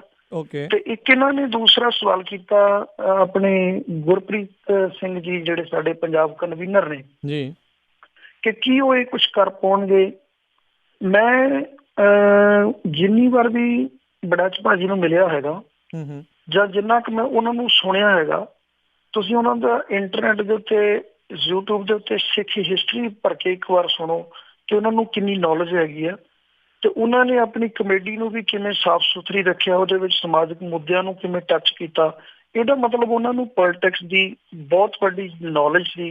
ਅੱਜ ਤੱਕ ਉਹਨਾਂ ਨੇ ਕਿਤੇ ਭੱਦੀ ਸ਼ਬਦਾਵਲੀ ਨਹੀਂ ਵਰਤੀ। ਮੈਨੂੰ ਲੱਗਦਾ ਕਿ ਉਹ ਜ਼ਰੂਰ ਹੈਂਡਲ ਕਰ ਪਾਉਣਗੇ। ਬਾਕੀ ਪੰਜਾਬ ਦਾ ਸ਼ਾਇਦ ਇਹਨਾਂ ਦਾ ਕੁਐਸਚਨ ਹੋਏਗਾ ਵੀ ਸ਼ਾਇਦ CM ਵਜੋਂ ਜਾਂ ਕਿਵੇਂ। ਉਹਨਾਂ ਦਾ ਇਹ ਸੀਗਾ ਵੀ ਮੰਨ ਲਓ ਕੇਜਰੀਵਾਲ ਹੁਣੇ ਕੋਈ ਇੱਦਾਂ ਦਾ ਕੋਈ ਉੱਥੋਂ ਫੈਸਲਾ ਲੈਂਦੇ ਆ ਵੀ ਜਿਹੜਾ ਸ਼ਾਇਦ ਪੰਜਾਬ ਦੇ ਲੋਕਾਂ ਦੇ ਹਿੱਤ ਵਿੱਚ ਨਾ ਹੋਵੇ ਜਾਂ ਉਹਨਾਂ ਨੂੰ ਉਸ ਦੀ ਪੂਰੀ ਸਮਝ ਨਾ ਹੋਵੇ। ਇਹ ਤੀਸਰਾ ਸਵਾਲ ਸੀਗਾ। ਦੂਜਾ ਉਹਨਾਂ ਦਾ ਗੁਰਪ੍ਰੀਤ ਘੁੱਗੀ ਜੀ ਹੋਣਾ ਤੇ ਹਾਂਜੀ, ਪ੍ਰੈਸ਼ਰ ਚੱਲ ਸਕਣਗੇ ਘੁੱਗੀ ਜੀ ਹੋਣੀ। ਹਾਂ ਬਿਲਕੁਲ। ਅੱਜ ਦੀ ਤਰੀਕ ਤੱਕ ਪਾਰਟੀ ਨੂੰ ਜਿਹੜੇ ਦਿਸ਼ਾ ਨਿਰਦੇਸ਼ ਦੀ ਜ਼ਰੂਰਤ ਹੈ ਉਹਦੇ ਮੁਤਾਬਕ ਗੁਰਪ੍ਰੀਤ ਜੀ ਬਹੁਤ ਅੱਛਾ ਵਰਕ ਕਰ ਰਹੇ ਨੇ। ਆਉਣ ਵਾਲੇ ਸਮੇਂ ਜਿਉਂ-ਜਿਉਂ ਹੋਰ ਪ੍ਰੈਸ਼ਰ ਬਣੇਗਾ, ਹੋਰ ਲੋੜਾਂ ਪੈਣਗੀਆਂ, ਹੋਰ ਸਹੂਲਤਾਂ ਦੀ ਲੋੜ ਹੋਏਗੀ, ਉਹਦੇ ਨਾਲ ਉਹਨਾਂ ਦਾ ਤਜਰਬਾ ਵੀ ਜ਼ਰੂਰ ਹੋ ਜਾਏਗਾ। ਬਾਕੀ ਪਾਰਟੀ ਨੂੰ ਇੱਕ ਬਹੁਤ ਵੱਡਾ ਸਾਨੂੰ ਮਾਣ ਹੈ ਕਿ ਸਾਡੇ ਕੋਲੇ ਬਹੁਤ ਸਾਰੇ ਦਿਮਾਗ ਨੇ ਜਿਨ੍ਹਾਂ ਵਿੱਚ ਤੁਸੀਂ ਸਾਰੇ ਹੈਗੇ ਹੋ। ਸਾਨੂੰ ਬਹੁਤ ਸਾਰਾ ਤਜਰਬਾ ਨਹੀਂ ਹੈ ਰਾਜਨੀਤੀ ਦਾ, ਸਾਡੇ ਕੋਲ ਬਹੁਤ ਸਾਰੇ ਸਾਧਨ ਨਹੀਂ ਹੈ, ਸਾਡੇ ਕੋਲ ਬਹੁਤ ਸਾਰਾ ਪੈਸਾ ਨਹੀਂ ਹੈ, ਬਹੁਤ ਸਾਰਾ ਜੀ ਮੇਰੇ ਕੋਲ ਤਾਂ ਹੈ ਹੀ ਨਹੀਂ ਹੈ। ਤੇ ਪਰ ਸਾਨੂੰ ਫਿਰ ਵੀ ਇੱਕ ਬਹੁਤ ਵੱਡੀ ਇੱਕ ਗੱਲ ਹੌਸਲਾ ਦਿੰਦੀ ਹੈ ਕਿ ਸਾਡੇ ਕੋਲ ਤੁਹਾਡੇ ਵਰਗੇ ਬੜੇ ਰੋਸ਼ਨ ਦਿਮਾਗ ਵਿਅਕਤੀ ਹੈਗੇ ਨੇ, ਸਾਡੇ ਕੋਲ ਤੁਹਾਡੇ ਵਰਗੇ ਅੱਛੇ ਡੋਨੇਟਰ ਹੈਗੇ ਨੇ, ਸਾਡੇ ਕੋਲ ਤੁਹਾਡੇ ਵਰਗੇ ਤਜਰਬੇਕਾਰ ਜਿਹੜੇ ਨੇ ਉਹ ਸਾਡਾ ਬੈਕਅਪ ਹੈਗੇ ਨੇ। ਇਸ ਕਾਰਨ ਇਹ ਗੱਲ ਤੋਂ ਤਾਂ ਬਿਲਕੁਲ ਨਾ ਘਬਰਿਓ, ਹਮੇਸ਼ਾ ਪੋਜ਼ਿਟਿਵ ਰਹੋ। ਕੋਈ ਵੀ ਭੈਣ ਨੈਗੇਟਿਵ ਨਾ ਹੋਵੇ ਕਿ ਆਮ ਆਦਮੀ ਪਾਰਟੀ ਵਿੱਚ ਅਨਟ੍ਰੇਨਡ ਬੰਦੇ ਨੇ। ਇਹ ਮੈਂ ਐਕਸੈਪਟ ਕਰਦਾ ਕਿ ਸਾਡਾ ਕੋਈ ਤਜਰਬਾ ਨਹੀਂ ਹੈ, ਪਰ ਮੈਂ ਮਾਣਨਾ ਕਹਿੰਦਾ ਕਿ ਸਾਨੂੰ ਤੁਹਾਡੇ ਵਰਗੇ ਰੋਸ਼ਨ ਦਿਮਾਗ ਲੋਕਾਂ ਦਾ ਸਹਿਯੋਗ ਮਿਲ ਰਿਹਾ। ਲਾਸਟ ਪੁਆਇੰਟ ਇਹਨਾਂ ਨੇ ਇੱਕ ਸਵਾਲ ਕੀਤਾ ਸੀ ਕਿ ਦਿੱਲੀ ਟੀਮ ਦੇ ਕਈ ਫੈਸਲੇ ਉਹਨਾਂ ਨੂੰ ਪੰਜਾਬ ਦੇ ਸੱਭਿਅਤਾ ਬਾਰੇ, ਪੰਜਾਬੀ ਵਿਚਾਰਧਾਰਾ ਬਾਰੇ ਘੱਟ ਪਤਾ ਹੈ। ਮੈਂ ਜਿੰਨਾ ਕੁ ਜਾਣਦਾ ਕਿ ਸਾਡੇ ਪੰਜਾਬ ਦੇ ਅੰਦਰ ਜਿੰਨਾ ਕੁ ਵੀ ਕੰਮ ਉਹ ਕਰਦੇ ਨੇ, ਪਹਿਲਾਂ ਉਹ ਸਾਡੇ ਨਾਲ ਬੈਠਦੇ ਨੇ, ਪਹਿਲਾਂ ਉਹ ਸਾਡੇ ਕੋਲ ਬਹੁਤ ਅੱਛੇ ਢੰਗ ਦੇ ਨਾਲ ਗੱਲ ਸੁਣਦੇ ਨੇ। ਇਹ ਗੱਲ ਦੀ ਤਾਂ ਮੈਂ ਉਹਨਾਂ ਨੂੰ ਸਲੂਟ ਦਿੰਦਾ ਕਿ ਸਾਡੇ ਕੇਜਰੀਵਾਲ ਜੀ ਹੋਣਾ ਦਾ ਜਾਂ ਉਹਨਾਂ ਦੀ ਬਾਕੀ ਸੀਨੀਅਰ ਲੀਡਰਸ਼ਿਪ ਦਾ, ਦੁਰਗੇਸ਼ ਜੀ ਹੋਣਾ ਦਾ, ਸੰਜੇ ਭਾਜੀ ਹੋਣਾ ਦਾ, ਉਹਨਾਂ ਦਾ ਸੁਣਨ ਦੀ ਜਿਹੜੀ ਸ਼ਕਤੀ ਆ ਉਹ ਬਹੁਤ ਹੈ। ਉਹ ਜਦੋਂ ਕਿਤੇ ਬੈਠਦੇ ਨੇ ਮੀਟਿੰਗ ਵਿੱਚ ਉਹ ਆਪ ਬਹੁਤ ਘੱਟ ਬੋਲਦੇ ਨੇ, ਸਾਡੇ ਕੋਲ ਸੁਣਦੇ ਨੇ, ਕਿਉਂਕਿ ਉਹਨਾਂ ਨੂੰ ਪਤਾ ਹੈ ਕਿ ਪੰਜਾਬ ਦੀ ਸੱਭਿਅਤਾ ਬਾਰੇ ਇਹਨਾਂ ਲੋਕਾਂ ਨੂੰ ਪਤਾ ਹੈ। ਉਹ ਸੁਣਨ ਤੋਂ ਬਾਅਦ ਵਿੱਚ ਫਿਰ ਡਿਸੀਜ਼ਨ ਲੈਂਦੇ ਨੇ। ਫਿਰ ਵੀ ਕਿਤੇ ਆਇੰਦਾ ਬੰਦਾ ਬੰਦਾ ਹੀ ਹੁੰਦਾ, ਬੰਦਾ ਕਦੇ ਰੱਬ ਨਹੀਂ ਹੁੰਦਾ। ਆਇੰਦਾ ਉਹਨਾਂ ਕੋਲੋਂ ਕਿਤੇ ਐਸਾ ਡਿਸੀਜ਼ਨ ਲਿਆ ਜਾਂਦਾ ਤਾਂ ਅਸੀਂ ਜ਼ਰੂਰ ਉਹਨਾਂ ਨੂੰ ਰਿਕੁਐਸਟ ਕਰਾਂਗੇ, ਅਸੀਂ ਜ਼ਰੂਰ ਉਹਨਾਂ ਨੂੰ ਕਹਾਂਗੇ ਵੀ ਇਹਦੇ ਉੱਤੇ ਇੱਕ ਵਾਰੀ ਫਿਰ ਗੌਰ ਕੀਤੀ ਜਾਵੇ। ਜੀ ਜੀ। ਤੇ ਅਗਲੇ ਕਾਲਰ ਆਪਣੇ ਨਾਲ ਜੁੜ ਚੁੱਕੇ ਨੇ ਬੀਬੀ ਸੁਵਿੰਦਰ ਕੌਰ ਜੀ। ਜੀ ਆਇਆਂ ਨੂੰ, ਸਤਿ ਸ੍ਰੀ ਅਕਾਲ ਜੀ। ਰਾਜਕਰਮਵੀਰ ਜੀ, ਤੁਹਾਨੂੰ ਤੇ ਸਰੂਪ ਸਿੰਘ ਹੋਰਾਂ ਨੂੰ ਮੇਰੇ ਵੱਲੋਂ ਵਾਹਿਗੁਰੂ ਜੀ ਕਾ ਖਾਲਸਾ ਵਾਹਿਗੁਰੂ ਜੀ ਕੀ ਵਾਹਿਗੁਰੂ ਜੀ ਕਾ ਖਾਲਸਾ ਵਾਹਿਗੁਰੂ ਜੀ ਕੀ ਫਤਿਹ ਜੀ।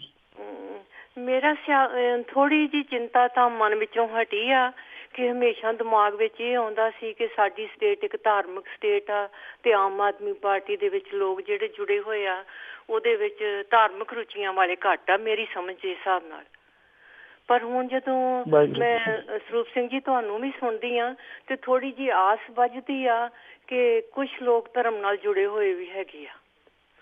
ਤਾਂ ਮੈਂ ਇਹ ਸੋਚਦੀ ਹਾਂ ਕਿ ਜੇ ਆਮ ਆਦਮੀ ਪਾਰਟੀ ਦੀ ਸਰਕਾਰ ਬਣ ਜਾਏ ਤੇ ਸਾਡੀ ਸਟੇਟ ਦੇ ਜਿਹੜੇ ਧਾਰਮਿਕ ਮਸਲੇ ਆ, ਜਿਸ ਤਰ੍ਹਾਂ ਕਿ ਸਾਡੀ ਸਿੱਖ ਰੈਫਰੈਂਸ ਲਾਇਬ੍ਰੇਰੀ ਆ ਜਾਂ ਸ਼੍ਰੀ ਅਕਾਲ ਤਖਤ ਸਾਹਿਬ ਤੇ ਨਜਾਇਜ਼ ਕਬਜ਼ਾ ਆ, SGPC ਤੇ ਨਜਾਇਜ਼ ਕਬਜ਼ਾ ਆ, ਕਿਉਂਕਿ ਸਾਡੀ ਧਰਮ ਤੇ ਸਿਆਸਤ ਤੁਹਾਡੇ ਹਿਸਾਬ ਨਾਲ ਮੇਰੇ ਹਿਸਾਬ ਨਾਲ ਇਕੱਠੀ ਆ, ਕੀ ਤੁਸੀਂ ਇਹਨਾਂ ਪਾਸਿਆਂ ਵੱਲ ਧਿਆਨ ਦਿਓਗੇ ਜੀ ਤਾਂ ਕਿ ਸਾਡੇ ਧਾਰਮਿਕ ਮਸਲੇ ਜਿਹੜੇ ਆ ਉਹ ਵੀ ਹੱਲ ਹੋ ਸਕਣ?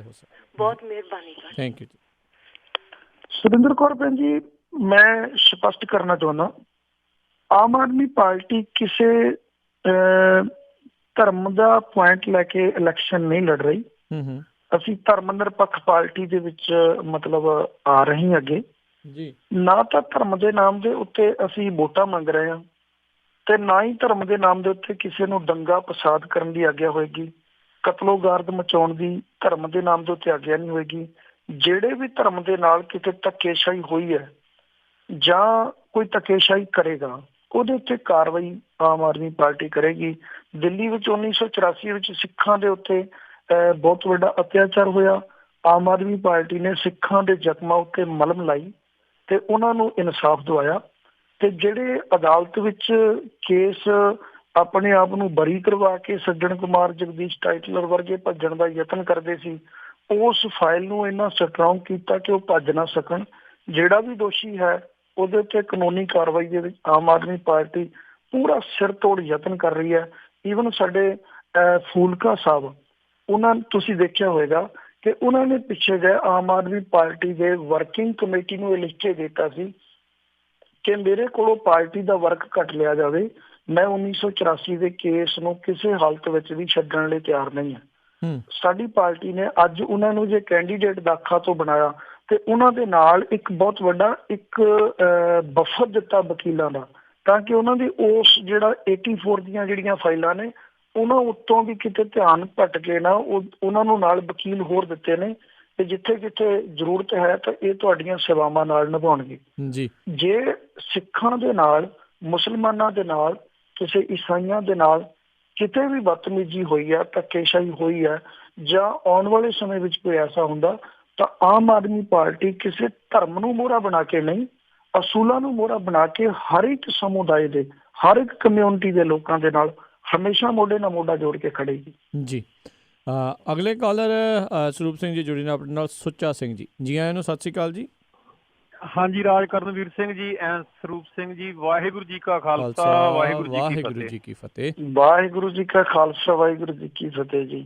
ਪਹਿਲਾਂ ਤੇ ਖੁਸ਼ੀ ਬਹੁਤ ਹੋਈ ਅੱਜ ਸਰੂਪ ਸਿੰਘ ਜੀ, ਇੱਥੇ ਤੁਹਾਡੇ ਦਰਸ਼ਨ ਕਰੇ ਸੀਗੇ ਅਮਰੀਕਾ 'ਚ, ਮਿਲਿਆ। ਮੈਂ ਵੀ ਢਾਡੀ ਰਿਹਾ 16 ਸਾਲ, ਦਿਲਬਰ ਸਾਹਿਬ ਤੇ ਰਾਮ ਸਿੰਘ ਝਾਬੇਵਾਲ ਸਾਹਿਬ ਨਾਲ ਰਹਿਣ ਦਾ ਸੁਭਾਗ ਸਮਾਂ ਪ੍ਰਾਪਤ ਹੋਇਆ ਜੀ। ਦੂਸਰੀ ਗੱਲ ਦੂਸਰੀ ਗੱਲ ਭਾਈ ਸਤਨਾਮ ਸਿੰਘ ਜੀ ਕਹਿ ਕੇ ਗਏ ਨੇ ਵੀ ਕੇਜਰੀਵਾਲ ਕੋਈ ਉਦਾਂ ਦਾ ਫੈਸਲਾ ਲੈਂਦਾ। ਮੈਂ ਮੇਰਾ ਸਵਾਲ ਇਸ ਗੱਲ ਦਾ, ਜੇ ਕੇਜਰੀਵਾਲ ਸਾਹਿਬ ਨੂੰ ਪੰਜਾਬ ਬਾਰੇ ਨਹੀਂ ਪਤਾ, ਅੱਜ ਤੱਕ 84 ਚ ਜੋ ਦੰਗੇ ਹੋਏ ਸੀ ਕਿਸੇ ਨੇ ਇੱਕ ਪੈਸਾ ਨਹੀਂ ਦਿੱਤਾ। ਕੇਜਰੀਵਾਲ ਸਾਹਿਬ ਦੀ ਸਰਕਾਰ ਬਣੀ, ਉਹਨਾਂ ਨੇ 5-5 ਲੱਖ ਰੁਪਇਆ ਹਰੇਕ ਪੀੜਤ ਪਰਿਵਾਰ ਨੂੰ ਦਿੱਤਾ ਹੈ। ਦੂਸਰੀ ਰਹੀ ਗੱਲ ਪੰਜਾਬ ਬਾਰੇ, ਜਿਹੜੇ ਬੰਦੇ ਨੇ ਤੁਸੀਂ ਗੱਲ ਕੀਤੀ ਗਰੀਬੀ ਨਹੀਂ ਦੇਖੀ, ਉਹ ਬੰਦੇ ਨੂੰ, ਜੇ ਹੁਣ ਸੁਖਬੀਰ ਬਾਦਲ ਦੀ ਗੱਲ ਕਰੋ ਉਹਨੂੰ ਗਰੀਬੀ ਦਾ ਪਤਾ ਹੈ, ਜਾਂ ਤੁਸੀਂ ਕੈਪਟਨ ਦੀ ਗੱਲ ਕਰੋ ਉਹਨੂੰ ਗਰੀਬੀ ਦਾ ਪਤਾ ਹੈ। ਉਹਨੇ ਤਾਂ ਸਾਰੀ ਜ਼ਿੰਦਗੀ ਆਪਣੀ ਦਾਰੂ ਪੀਤੀ ਹੈ, ਜੈਸ਼ੀ ਕੀਤੀ, ਪਜਾਮਾ ਪਾਉਣ ਲੱਗੇ ਵੀ 2 ਬੰਦੇ ਉਹਨੂੰ ਚਾਹੀਦੇ ਨੇ ਕੈਪਟਨ ਨੂੰ। ਸੁਖਬੀਰ ਬਾਦਲ ਦਾ ਤੁਹਾਨੂੰ ਪਤਾ ਹੈ ਵੀ ਜੋ ਕੁਛ ਉਹ ਕਰਦਾ ਹੈ, ਠੀਕ ਹੈ ਨੀ ਗੱਲ ਜੀ। ਤੀਸਰਾ ਮੇਰਾ ਇੱਕ ਸਵਾਲ ਹੈ ਜੀ, ਮੈਂ ਮਾਛੀਵਾੜਾ ਸਾਹਿਬ ਤੋਂ ਬਿਲੋਂਗ ਕਰਦਾ ਜੀ, ਜੀ ਸਾਡੇ ਏਰੀਏ ਦੇ ਵਿੱਚ ਮੈਂ ਪਹਿਲਾਂ ਰੇਡੀਓ ਪੰਜਾਬੀ US ਰੇਡੀਓ ਤੋਂ ਬੋਲਿਆ ਸੀ, ਮੈਂ ਕਿਹਾ ਸੀ ਵੀ ਸਾਡੇ ਏਰੀਏ ਦੇ ਵਿੱਚ ਨਾ ਉਹਨਾਂ ਟੇਕ ਕੇਅਰ ਨਹੀਂ ਕਰ ਰਹੇ ਆਮ ਆਦਮੀ ਪਾਰਟੀ ਦੇ। ਮੇਰੀ ਬੇਨਤੀ, ਮੈਂ ਜਾ ਰਿਹਾ ਜਨਵਰੀ 'ਚ, ਤੁਹਾਡੀ ਵੀ ਅਸੀਂ ਕਰਾਂਗੇ ਸਪੋਰਟ, ਜਿਹੜੇ ਸਾਡੇ ਰਿਸ਼ਤੇਦਾਰ ਨੇ ਇੱਧਰ ਉਹਨਾਂ ਨੂੰ ਵੀ ਸਾਰਿਆਂ ਨੂੰ ਕਰਾਂਗੇ। ਮੇਰੀ ਬੇਨਤੀ ਵੀ ਸਾਡੇ ਉੱਥੇ ਕੈਂਡੀਡੇਟ ਜਿਹੜੇ ਖੜੇ ਨੇ ਨਾ, ਉਹਨਾਂ ਨਾਲ ਮੈਂ ਫੋਨ ਤੇ ਵੀ ਗੱਲ ਕਰਨੀ ਹੈ, ਪਰ ਉਹਨਾਂ ਨੂੰ ਤੁਹਾਡੀ ਵੀ ਜੇ ਮੇਰਾ ਸੁਨੇਹਾ ਉਹਨਾਂ ਨੂੰ ਪਹੁੰਚਾਓ ਵੀ ਉਹ ਥੋੜਾ ਜਿਹਾ ਸਾਡੇ ਇਲਾਕੇ ਦੇ ਵਿੱਚ ਜਾਣ। ਤੀਸਰੀ ਗੱਲ, ਇਹਨਾਂ ਰੁੱਸਿਆਂ ਦੀ ਗੱਲ ਕੀਤੀ ਵੀ ਜਿਹੜੇ ਰੁੱਸੇ ਨੇ, ਹਰਿੰਦਰ ਸਿੰਘ ਖਾਲਸਾ ਨੂੰ ਮੇਰੇ ਮੂੰਹ ਤੇ ਬਿਠਾ ਲਿਓ ਜੇ ਉਹਨਾਂ ਦੀ ਜਾ ਕੇ ਚੋਣ ਦੇ ਵਿੱਚ 2 ਮਹੀਨੇ ਰਹੇ, ਪੈਸੇ ਵੀ ਕੋਲੋਂ ਦਿੱਤੇ, ਉਹਨੂੰ ਬੰਦੇ ਨੂੰ ਜਿਤਾਇਆ ਵੀ, ਸਾਡੇ ਏਰੀਏ 'ਚ ਉਹਨੇ ਇੱਕ ਵਾਰੀ ਵੀ ਪੈਰ ਨਹੀਂ ਆ ਕੇ ਪਾਇਆ। ਹੁਣ ਉਹ ਕੇਜਰੀਵਾਲ ਨਾਲ ਜੁੜਿਆ ਸੀ ਤੇ ਉਹ ਬਣ ਗਿਆ, ਉਹ ਕੱਲਾ ਖੜੇ, ਜੇ MLA ਬਣ ਜਾਵੇ ਤੇ ਮੰਨ ਲਵਾਂਗੇ। ਇਹ ਪਾਰਟੀ ਨਾਲ ਅੰਗੂਰਾਂ ਦਾ ਗੁੱਛਾ ਟੁੱਟਿਆ ਜਿਹੜਾ, ਉਹਦਾ ਮੁੱਲ ਨਹੀਂ ਹੁੰਦਾ। ਅੰਗੂਰ ਇਕੱਠੇ ਨੇ, ਕੱਚੇ ਹੋਣ ਨਾ, ਉਹਨਾਂ ਦਾ ਮੁੱਲ ਹੁੰਦਾ, ਪਾਰਟੀ ਨਾਲ ਹੀ ਬੰਦੇ ਦਾ ਮੁੱਲ ਹੁੰਦਾ। ਸੋ ਮੇਰੀ ਇੰਨੀ ਕੁ ਬੇਨਤੀ ਹੈ। ਤੇ ਬਾਕੀ ਜਿਹੜੇ ਚਲੋ ਕੋਈ ਰੁੱਸਿਆ, ਗਾਂਧੀ ਨਾਲ ਵੀ ਕੋਈ ਮਾੜਾ ਨਹੀਂ ਕੀਤਾ, ਕੇਜਰੀਵਾਲ ਸਾਹਿਬ ਨੇ ਉਹਨੂੰ ਟਿਕਟ ਦਿੱਤੀ, ਉਹਨੂੰ ਬਣਾਇਆ ਵੀ, ਬਣਿਆ ਵੀ MP। ਜੇ ਹੁਣ ਉਹ ਖਿਲਾਫ ਹੀ ਕਰਨ ਗੱਲਾਂ, ਹੁਣ ਕਿਸੇ ਦੀ ਦਾੜੀ ਨੂੰ ਹੱਥ ਪਾਏ ਜਾਂ ਉਹ ਦਾਤੀ ਥੱਲੇ ਦੀ ਫੇਰੇ, ਤੇ ਉਹ ਬੰਦੇ ਨੂੰ ਅਸੀਂ ਸਹਿਮਤ ਹਾਂ ਕੇਜਰੀਵਾਲ ਨਾਲ। ਦੂਜੀ ਰਹੀ ਗੁਰਪ੍ਰੀਤ ਸਿੰਘ ਦੀ ਗੱਲ, ਗੁਰਪ੍ਰੀਤ ਸਿੰਘ ਜਿੰਨਾ ਸਿਆਣਾ ਬੰਦਾ ਹੈਗਾ, ਸ਼ਾਇਦ ਇਹ ਗੁਰਚਰਨ ਸਿੰਘ ਟੌੜੇ ਤੋਂ ਦੂਜਾ ਬੰਦਾ ਇਹ ਆ ਗੁਰਪ੍ਰੀਤ ਸਿੰਘ, ਜਿਹੜਾ ਇੰਨਾ ਵਧੀਆ ਪ੍ਰਚਾਰ, ਇੰਨਾ ਵਧੀਆ ਸਟਾਰ ਏ। ਦੂਸਰੀ ਗੱਲ ਮੇਰੀ ਬੇਨਤੀ ਹੈ ਵੀ ਭਗਵੰਤ ਮਾਨ ਦੇ ਪਿੱਛੇ ਬਹੁਤ ਪਏ ਨੇ। ਭਗਵੰਤ ਮਾਨ ਇੱਕ ਬਹੁਤ ਵਧੀਆ ਇਨਸਾਨ ਹੈ, ਉਹ ਗਰੀਬਾਂ ਦੀ ਗੱਲ ਕਰਦਾ ਜਾ ਕੇ ਲੋਕ ਸਭਾ ਦੇ ਵਿੱਚ, ਉਹਦੇ ਪਿੱਛੇ ਕਿਉਂ ਪਏ ਨੇ? ਬਾਕੀ ਲੋਕਾਂ ਦੀਆਂ ਗੱਲਾਂ ਨੇ। ਅੱਜ ਜੀ ਕੇਜਰੀਵਾਲ ਨਾਲ ਇੰਨੇ ਟੁੱਟ ਗਏ, ਇੰਨੇ, ਕੋਈ ਟੁੱਟਿਆ ਨਹੀਂ, ਸਾਰੇ ਜਿੱਥੇ ਹੈ ਨੇ ਖੜੇ ਨੇ। ਅਸੀਂ ਅਕਾਲੀ ਪਾਰਟੀ ਨਾਲ ਬਿਲੋਂਗ ਰਹੇ ਹਾਂ 1947 ਤੋਂ, ਪਿਛਲੇ ਲੋਕ ਸਭਾ ਇਲੈਕਸ਼ਨ ਦੇ ਵਿੱਚ ਟੁੱਟੇ ਆ, ਹੁਣ ਅਸੀਂ ਕੇਜਰੀਵਾਲ ਸਾਹਿਬ ਨਾਲ, ਸਾਨੂੰ ਭਾਵੇਂ ਜੋ ਮਰਜ਼ੀ ਕੋਈ ਲਾਲਚ ਦੇਵੇ, ਮਤਲਬ ਹੀ ਨਹੀਂ ਸਾਡਾ। ਇੰਨੀ ਕੁ ਮੇਰੀ ਬੇਨਤੀ ਹੈ। ਵਾਹਿਗੁਰੂ ਜੀ ਕਾ ਖਾਲਸਾ, ਵਾਹਿਗੁਰੂ ਜੀ ਕੀ ਫਤਿਹ। ਸਰਦਾਰ ਸੁੱਚਾ ਸਿੰਘ ਜੀ ਹੋਰਾਂ ਨੇ, ਚਲੋ ਉਹਨਾਂ ਨੇ ਆਪਣੇ ਬਹੁਤ ਵਧੀਆ ਵਿਚਾਰ ਦਿੱਤੇ। ਉਹਨਾਂ ਨੇ ਮਾਛੀਵਾੜਾ ਸਾਈਡ ਦੇ ਵਿੱਚ ਢਿੱਲ ਮੱਠ ਦਾ ਜ਼ਿਕਰ ਕੀਤਾ। ਜੀ ਮੈਂ ਭਾਈ ਸਾਹਿਬ ਨੂੰ ਭਰੋਸਾ ਦਵਾਉਣਾ ਜੀ ਕਿ ਮੈਂ ਮਾਛੀਵਾੜਾ ਸਾਹਿਬ ਦੇ ਕੈਂਡੀਡੇਟ ਨੂੰ ਜ਼ਰੂਰ ਮੈਸੇਜ ਇਹਨਾਂ ਦਾ ਪਹੁੰਚਾਵਾਂਗਾ ਜੀ। Sarup Singh ji thank you. ਤੇ ਸਰੂਪ ਸਿੰਘ ਜੀ, ਆਪਾਂ ਇੱਥੇ ਇੱਕ ਛੋਟੀ ਜਿਹੀ ਬ੍ਰੇਕ ਲੈਣੀ ਹੈ, ਤੇ ਬ੍ਰੇਕ ਤੋਂ ਬਾਅਦ ਦੇ ਵਿੱਚ ਮੁੜ ਕੇ ਫਿਰ ਆਪਾਂ ਵਾਪਸ ਆਉਂਦੇ ਹਾਂ। ਜਿਹੜੇ ਸਰੋਤੇ ਹੋਲਡ 'ਤੇ ਹੋ, ਤੁਸੀਂ ਜਿਹੜੇ ਸਵਾਲ ਪੁੱਛਣਾ ਚਾਹੁੰਦੇ ਹੋ, ਪਲੀਜ਼ ਹੋਲਡ 'ਤੇ ਬਣੇ ਰਹੋ ਇੱਦਾਂ ਹੀ। ਤੇ ਤੁਹਾਡੀ ਜਿਹੜੀ ਹੈ ਜ਼ਰੂਰ ਆਪਾਂ ਸਰੂਪ ਸਿੰਘ ਕੰਡਿਆਣਾ ਜੀ ਦੇ ਨਾਲ ਗੱਲਬਾਤ ਕਰਵਾਉਂਦੇ ਹਾਂ। ਤੇ ਇਸ ਤੋਂ ਪਹਿਲਾਂ ਆਪਾਂ ਜਿਹੜਾ ਅੱਗੇ ਵਧੀਏ, ਧੰਨਵਾਦ ਕਰਨਾ ਚਾਹੁੰਦੇ ਹਾਂ ਸਾਡੇ ਅੱਜ ਦੇ ਪ੍ਰੋਗਰਾਮ ਦੇ ਸਪਾਂਸਰ ਜਰਨੈਲ ਸਿੰਘ ਜੀ ਲਿਨਵੁੱਡ ਵਾਸ਼ਿੰਗਟਨ ਤੋਂ। ਉਹਨਾਂ ਦਾ ਬਹੁਤ ਬਹੁਤ ਧੰਨਵਾਦ ਕਰਦੇ ਹਾਂ, ਉਹਨਾਂ ਨੇ ਸਾਡੇ ਅੱਜ ਦਾ ਇਹ ਪ੍ਰੋਗਰਾਮ ਉਸ ਨੂੰ ਸਪਾਂਸਰ ਕੀਤਾ। ਤੇ ਇੱਥੇ ਇੱਕ ਆਪਾਂ ਛੋਟੀ ਜਿਹੀ ਬ੍ਰੇਕ ਲਵਾਂਗੇ, ਤੇ ਬ੍ਰੇਕ ਤੋਂ ਬਾਅਦ ਦੇ ਵਿੱਚ ਆਪਾਂ ਫਿਰ ਮੁੜ ਕੇ ਵਾਪਸ ਆਉਂਦੇ ਹਾਂ, ਤੇ ਪ੍ਰੋਗਰਾਮ ਇੱਦਾਂ ਹੀ ਜਾਰੀ ਰਹੇਗਾ। ਪੰਜਾਬ ਚੋਣ ਦੰਗਲ। ਤੁਸੀਂ ਸੁਣ ਰਹੇ ਹੋ Punjabi radio USA 1300 AM KWRU Fresno, 1470 AM KIID Sacramento, and 1450 AM KOBO Yuba City.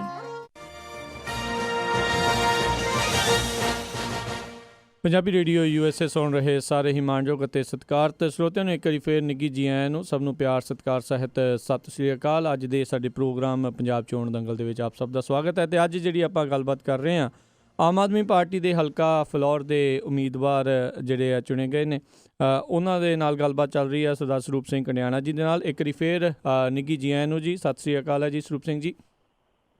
ਹਾਂਜੀ, ਸਵਾਗਤ ਹੈ ਜੀ ਤੁਹਾਡਾ ਜੀ। ਤੇ ਆਪਾਂ ਕਾਫੀ ਜਿਹੜੇ ਸਰੋਤੇ ਕਾਫੀ ਚਿਰ ਤੋਂ ਹੋਲਡ 'ਤੇ ਆ, ਉਹਨਾਂ ਦੇ ਨਾਲ ਜਿਹੜੀ ਜਲਦੀ ਗੱਲ ਕਰਾਂਗੇ, ਕਿਉਂਕਿ ਆਪਣੇ ਕੋਲ ਸਮਾਂ ਵੀ ਸੀਮਤ ਜਿਹਾ ਹੀ ਰਹਿ ਚੁੱਕਾ ਹੈ। ਸੋ ਸਰੋਤਿਆਂ ਨੂੰ ਵੀ ਬੇਨਤੀ ਹੈ ਵੀ ਜਲਦੀ ਜ਼ਰੂਰ ਆਪਣੇ ਜਿਹੜੇ ਆ ਸਵਾਲ ਪੁੱਛ ਲੈਣ, ਤਾਂ ਜੋ ਸਰੂਪ ਸਿੰਘ ਜੀ ਨੂੰ ਸਮਾਂ ਮਿਲ ਸਕੇ ਜਵਾਬ ਦੇਣ ਦਾ।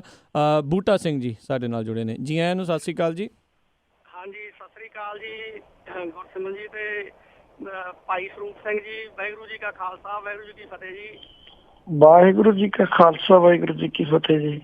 ਅੱਛਾ ਜੀ, ਉਹ ਮੈਂ ਤਾਂ ਸੁੱਚਾ ਸਿੰਘ ਤੇ ਜਿਹੜੇ ਆਹ ਹਰਿੰਦਰ ਸਿੰਘ ਖਾਲਸਾ ਬਾਰੇ ਇੱਕ ਕਮੈਂਟ ਜਿਹਾ ਸੁਣਾਉਣਾ ਚਾਹੁੰਦਾ ਸੀ। ਪਹਿਲਾਂ ਵੇਖੋ, ਫੈਸਲੇ ਹੀ ਤੁਸੀਂ ਅਗੇ ਦੂਰੀਆਂ ਵਧਾਉਣ ਵਾਲੇ ਕੀਤੇ, ਸਾਡੇ ਨਾਲੋਂ ਹੋਰ ਤੇਰੇ ਨੇੜੇ ਕੌਣ ਸੀ। ਇਹ ਤਾਂ ਵਿਕਿਆ ਹੋਇਆ ਮਾਲ ਹੈ ਜੀ, ਦੋਨੇ ਸੁੱਚਾ ਸਿੰਘ ਤੇ ਹਰਿੰਦਰ ਸਿੰਘ ਖਾਲਸਾ। ਤੇ ਧਰਮਵੀਰ ਗਾਂਧੀ ਜੀ ਜਿਹੜੇ ਆ, ਉਹ ਥੋੜਾ ਜਿਹਾ ਆਪਣੇ ਆਪ ਨੂੰ ਉਹਨਾਂ ਨੂੰ ਵਡਿਆਉਣਾ ਭਾਲਦੇ ਆ ਜੀ। ਉਹਨਾਂ ਨੂੰ ਵਡਿਆ ਕੇ ਕਹਿੰਦੇ ਵਾਹ ਵੀ ਵਾਹ, ਬਹੁਤ ਵਧੀਆ ਤੁਹਾਡਾ ਜਿਹੜਾ ਵਿਚਾਰ ਸੀ, ਉਹ ਉਦੋਂ ਹੀ ਥੋੜਾ ਸਹਿਮਤ ਹੋ ਜਾਂਦੇ, ਤੇ ਜਦੋਂ ਉਹਨਾਂ ਨੂੰ ਥੋੜਾ ਕਹਿ ਦਈਏ ਉਦੋਂ ਹੀ ਉਹ ਥੋੜਾ ਜਿਹਾ ਗੁੱਸੇ ਹੋ ਜਾਂਦੇ ਆ।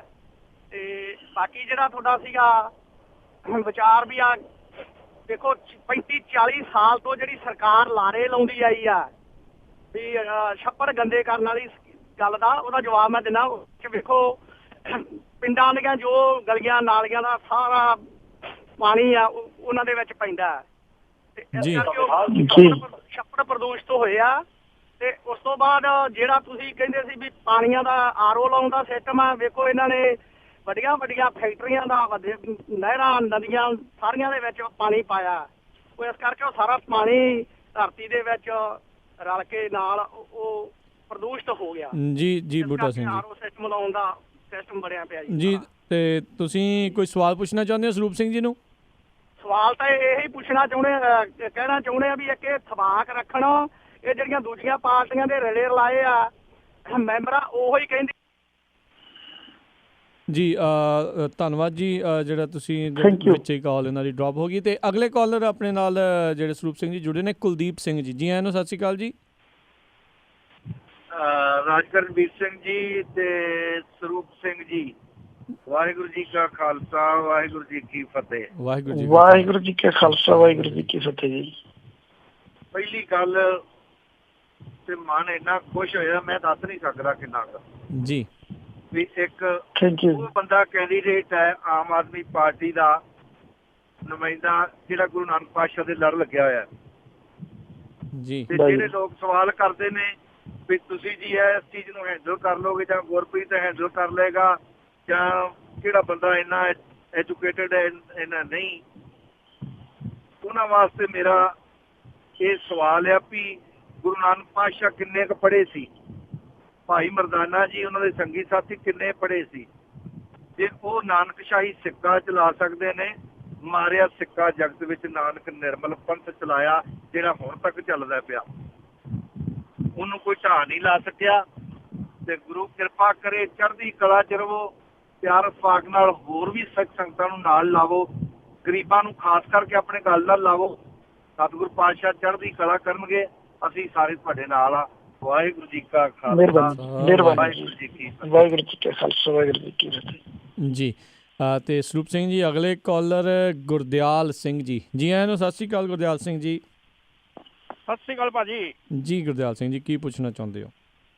ਹਾਂਜੀ, ਮੈਂ ਕੱਲ ਇੱਕ ਰੇਡੀਓ ਤੇ ਸੁਣ ਰਿਹਾ ਸੀ ਕਿ ਕਾਲਰ ਨੇ ਉਹ ਇਹ ਕਿਹਾ ਕਿ ਜਿਹੜੇ ਆਮ ਆਦਮੀ ਪਾਰਟੀ ਦੇ ਹੈਲਪ ਕਰਨ ਲਈ ਪੰਜਾਬ 'ਚ ਜਾਣਗੇ, ਅਕਾਲੀਆਂ ਨੇ ਅੰਦਰੋਂ ਅੰਦਰੀ ਅਕਾਲੀਆਂ ਨੇ ਤਾਂ ਕਾਂਗਰਸ ਨੇ ਕਿਹਾ ਕਿ ਅਸੀਂ ਉਹਨਾਂ ਤੇ ਝੂਠੇ ਕੇਸ ਪਾ ਕੇ ਅੰਦਰ ਕਰਾਂਗੇ।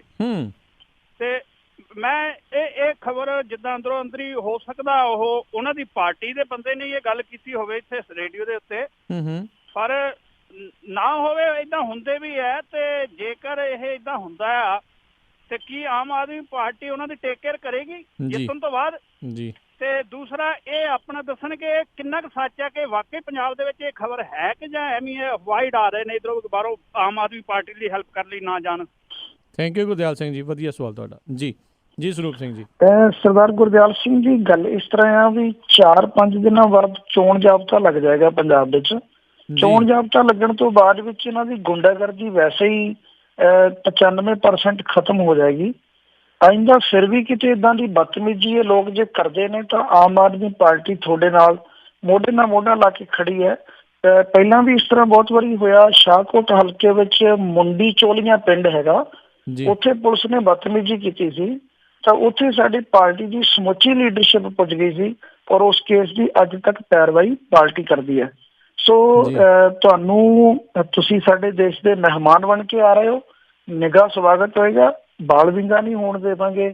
ਆਮ ਆਦਮੀ ਪਾਰਟੀ ਤੁਹਾਡੇ ਕੋਈ ਇੱਟ ਮਾਰੇ ਤਾਂ ਸਾਡੇ ਵਿੱਚ ਵੀ ਲੰਘ ਕੇ ਭਾਵੇਂ ਤੁਹਾਡੇ ਵੱਜ ਜਾਵੇ, ਤੇ ਨਹੀਂ ਕਿ ਸਾਡੀ ਛਾਤੀ ਦੇ ਵਿੱਚ ਹੀ ਵੱਜ ਕੇ ਰੁਕ ਜਾਏਗੀ। ਕੋਈ ਇਸ ਤਰ੍ਹਾਂ ਨਹੀਂ ਕਰ ਸਕੇਗਾ। ਚੋਣ ਜਾਬਤਾ ਲੱਗ ਜਾਏਗਾ। ਇਹ ਐਵੇਂ ਅਫਵਾਹਾਂ ਨੇ। ਪਾਰਟੀ ਨੂੰ ਜਿਹੜਾ ਫੰਡ ਕਰਨ ਦੀ ਗੱਲ ਹੈ, ਇਹਦੇ ਉੱਤੇ ਮੈਂ ਬਾਅਦ ਵਿੱਚ ਤੁਹਾਨੂੰ ਆਪਣਾ ਕਮੈਂਟ ਦਿਆਂਗਾ। ਤੇ ਫਿਲਹਾਲ ਤੁਸੀਂ ਨੈਕਸਟ ਕਾਲਰ ਨੂੰ ਲਓ। ਤੇ ਸਰਦਾਰ ਗੁਰਦਿਆਲ ਸਿੰਘ ਜੀ, ਇਸ ਤਰ੍ਹਾਂ ਦਾ ਮਨ ਵਿੱਚ ਕੋਈ ਨਹੀਂ ਲੈ ਕੇ ਆਉਣਾ। ਇਹ ਕੇਵਲ ਤੇ ਕੇਵਲ ਐਵੇਂ ਗਿੱਦੜ ਧਮਕੀਆਂ ਹੈਗੀਆਂ ਨੇ, ਤੇ ਇੱਕ ਵੀ ਨਹੀਂ ਰਾਸ ਹੋਣ ਦਿਆਂਗੇ। ਜੀ ਅਗਲੇ ਕਾਲਰ ਤਰਸੇਮ ਸਿੰਘ ਜੀ। ਜੀ ਆਇਆਂ ਨੂੰ, ਸਤਿ ਸ਼੍ਰੀ ਅਕਾਲ। ਸਤਿ ਸ਼੍ਰੀ ਅਕਾਲ ਜੀ। ਵਾਹਿਗੁਰੂ ਜੀ ਕਾ ਖਾਲਸਾ ਵਾਹਿਗੁਰੂ ਜੀ ਕੀ ਫਤਿਹ ਜੀ। ਵਾਹਿਗੁਰੂ ਜੀ ਕਾ ਖਾਲਸਾ ਵਾਹਿਗੁਰੂ ਜੀ ਕਾ ਖਾਲਸਾ ਵਾਹਿਗੁਰੂ ਜੀ ਕੀ ਫਤਿਹ ਜੀ। ਇੱਕ ਸਵਾਲ ਆ ਜੀ, ਜਿੱਦਾਂ ਸਰਬਨ ਸਿੰਘ ਫਲੋਰ ਆ, ਇਹ ਹਲਕਾ ਫਲੋਰ ਤੋਂ ਐਫਸੀ ਤੇ ਇਹ ਚੋਣ ਲੜਦੇ ਰਹੇ ਆ, ਕੀ ਇਹਨਾਂ ਫੈਮਲੀਆਂ ਨੂੰ ਹੀ ਰਿਜ਼ਰਵੇਸ਼ਨ ਦਾ ਲਾਹਾ ਮਿਲਦਾ ਰਹੂਗਾ ਕਿ ਹੋਰ ਬੰਦਿਆਂ ਨੂੰ ਵੀ ਮਿਲੂਗਾ? ਹੁਣ ਇੱਕ ਜੱਟ ਬਰਾਦਰੀ ਚੋਂ ਆ, ਉਹਦੇ ਕੋਲ 2 ਏਕੜ ਜ਼ਮੀਨ ਆ, ਉਹਦੀ ਹਾਲਤ ਬਹੁਤ ਬੁਰੀ ਆ। ਸਿਰਫ ਇੱਕ ਜੱਟ ਹੋਣ ਕਰਕੇ ਉਹਨੂੰ ਕੋਈ ਫਾਇਦਾ ਨਹੀਂ ਮਿਲ ਰਿਹਾ ਜੀ। ਜਿਹੜੇ SC ਆ, ਭਾਵੇਂ ਉਹਦਾ ਮੁੰਡੇ PhD ਕੀਤੀ ਹੋਵੇ, ਭਾਵੇਂ ਕੁਛ ਵੀ ਹੋਵੇ, ਸਿਰਫ ਇੱਕ ਜੱਟ ਕਰਕੇ ਉਹਨੂੰ ਕੋਈ ਫਾਇਦਾ ਨਹੀਂ ਮਿਲਦਾ। ਜਿਹੜੀਆਂ ਸੀਟਾਂ ਉਹ ਰਿਜ਼ਰਵੇਸ਼ਨ ਚੱਲ ਜਾਂਦੀਆਂ ਆ, ਉਹਦੀ ਹਾਲਤ ਕੋਈ ਦੇਖਦਾ ਨੀਗਾ। ਉਹ ਸਾਰਾ ਜ਼ੋਰ ਮੁੰਡੇ ਨੂੰ ਪੜ੍ਹਾਉਣ ਤੇ ਲਾਇਆ ਹੁੰਦਾ। ਜਿਸਲੇ ਨੌਕਰੀ ਦੀ ਵਾਰੀ ਆਉਂਦੀ ਆ, ਉਹ ਉਹਨੂੰ ਕੋਈ ਉਹਦੀ ਦੇਖਿਆ ਨਹੀਂ ਕਰਦਾ। ਕਿ ਇਹਦੇ ਬਾਬਤ ਵੀ ਕੋਈ ਆਮ ਆਦਮੀ ਪਾਰਟੀ ਸੋਚੂਗੀ? ਜੀ ਥੈਂਕ ਯੂ ਤਰਸੇਮ ਸਿੰਘ ਜੀ। ਜੀ ਸਰੂਪ ਸਿੰਘ ਜੀ। ਹਾਂਜੀ, ਆਪਣੀ ਸਰਦਾਰ ਤਰਸੇਮ ਸਿੰਘ ਜੀ ਉਹਨਾਂ ਦਾ ਬਹੁਤ ਵਧੀਆ ਸਵਾਲ ਹੈ ਕਿ ਰਿਜ਼ਰਵੇਸ਼ਨ ਕੇਵਲ ਕੁਝ ਪਰਿਵਾਰ ਹੀ ਅੱਜ ਤੱਕ ਕਿਉਂ ਲੈ ਰਹੇ ਨੇ। ਇਹ ਸਾਡੇ ਪੂਰੇ ਇੰਡੀਆ ਦੇ ਵਿੱਚ ਬਹੁਤ ਵੱਡਾ ਇੱਕ ਵਿਸ਼ਾ ਬਣਿਆ, ਜਿਹੜਾ ਇਹਨਾਂ ਨੇ ਇੱਕ ਸਵਾਲ ਕੀਤਾ ਕਿ ਕੀ ਜਨਰਲ ਕੈਟਾਗਰੀ ਵਾਲਿਆਂ ਨੂੰ ਕੋਈ ਸਹੂਲਤਾਂ ਨਹੀਂ ਹੋਣਗੀਆਂ, SC ਵਾਲੇ ਪਿੱਛੇ ਰਹਿੰਦੇ ਵੀ ਅੱਗੇ ਆ ਜਾਣਗੇ। ਇਹਨਾਂ ਦੇ ਦਿਲ ਦੀ ਭਾਵਨਾ ਨੂੰ ਮੈਂ ਸਮਝ ਰਿਹਾ। ਐਕਚੁਅਲੀ ਸਰਦਾਰ ਤਰਸੇਮ ਸਿੰਘ ਜੀ, ਗੱਲ ਇਹ ਹੈ ਕਿ ਆਮ ਆਦਮੀ ਪਾਰਟੀ ਨੇ ਜਿਹੜੇ ਮੈਨੀਫੈਸਟੋ ਬਣਾਏ ਨੇ, ਉਸ ਮੈਨੀਫੈਸਟੋ ਦੇ ਵਿੱਚ ਜਨਰਲ ਕੈਟਾਗਰੀ, ਅਸੀਂ SC ਰਿਜ਼ਰਵੇਸ਼ਨ ਦੇ ਅੰਗੇਂਸਟ ਤਾਂ ਇੱਕ ਵੀ ਕਦਮ ਨਹੀਂ ਪੁੱਟਿਆ ਤੇ ਨਾ ਹੀ ਪੁੱਟਣਾ ਚਾਹੁੰਦੇ ਹਾਂ।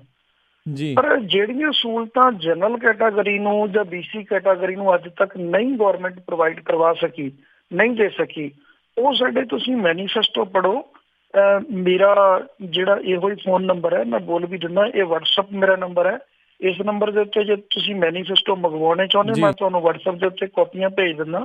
ਤੁਸੀਂ ਕਿਸਾਨ ਵਿੰਗ ਦਾ ਮੈਨੀਫੈਸਟੋ ਪੜ੍ਹੋ ਕਿ ਅਸੀਂ ਜ਼ਿਮੀਂਦਾਰਾਂ ਨੂੰ ਕਿੰਨਾ ਉੱਪਰ ਚੁੱਕਣ ਵਾਸਤੇ ਉਹ ਪਲਾਨ ਦਿੱਤੇ ਨੇ, ਜਿਹੜਾ ਅੱਜ ਤੱਕ ਅਕਾਲੀ, ਕਾਂਗਰਸ ਜਾਂ ਅਦਰ ਕੋਈ ਵੀ ਪਾਰਟੀ ਦੀ ਸਰਕਾਰ ਨਹੀਂ ਦੇ ਸਕੀ।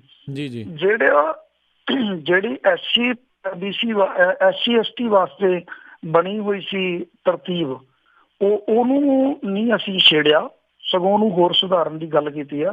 ਪਰ ਜਿਹੜੀ ਜਨਰਲ ਕੈਟਾਗਰੀ ਨੂੰ ਅੱਜ ਤੱਕ ਇਗਨੋਰ ਕੀਤਾ ਗਿਆ, ਉਹਨੂੰ ਅਸੀਂ ਕਿਸਾਨ ਵਿੰਗ ਮੈਨੀਫੈਸਟੋ ਵਿੱਚ, ਉਦਯੋਗ ਵਪਾਰ ਟ੍ਰੇਡ ਵਿੰਗ ਦੇ ਮੈਨੀਫੈਸਟੋ ਦੇ ਵਿੱਚ ਅਸੀਂ ਉਹਨੂੰ ਬਹੁਤ ਅੱਛੇ ਢੰਗ ਦੇ ਨਾਲ ਲਿਆ।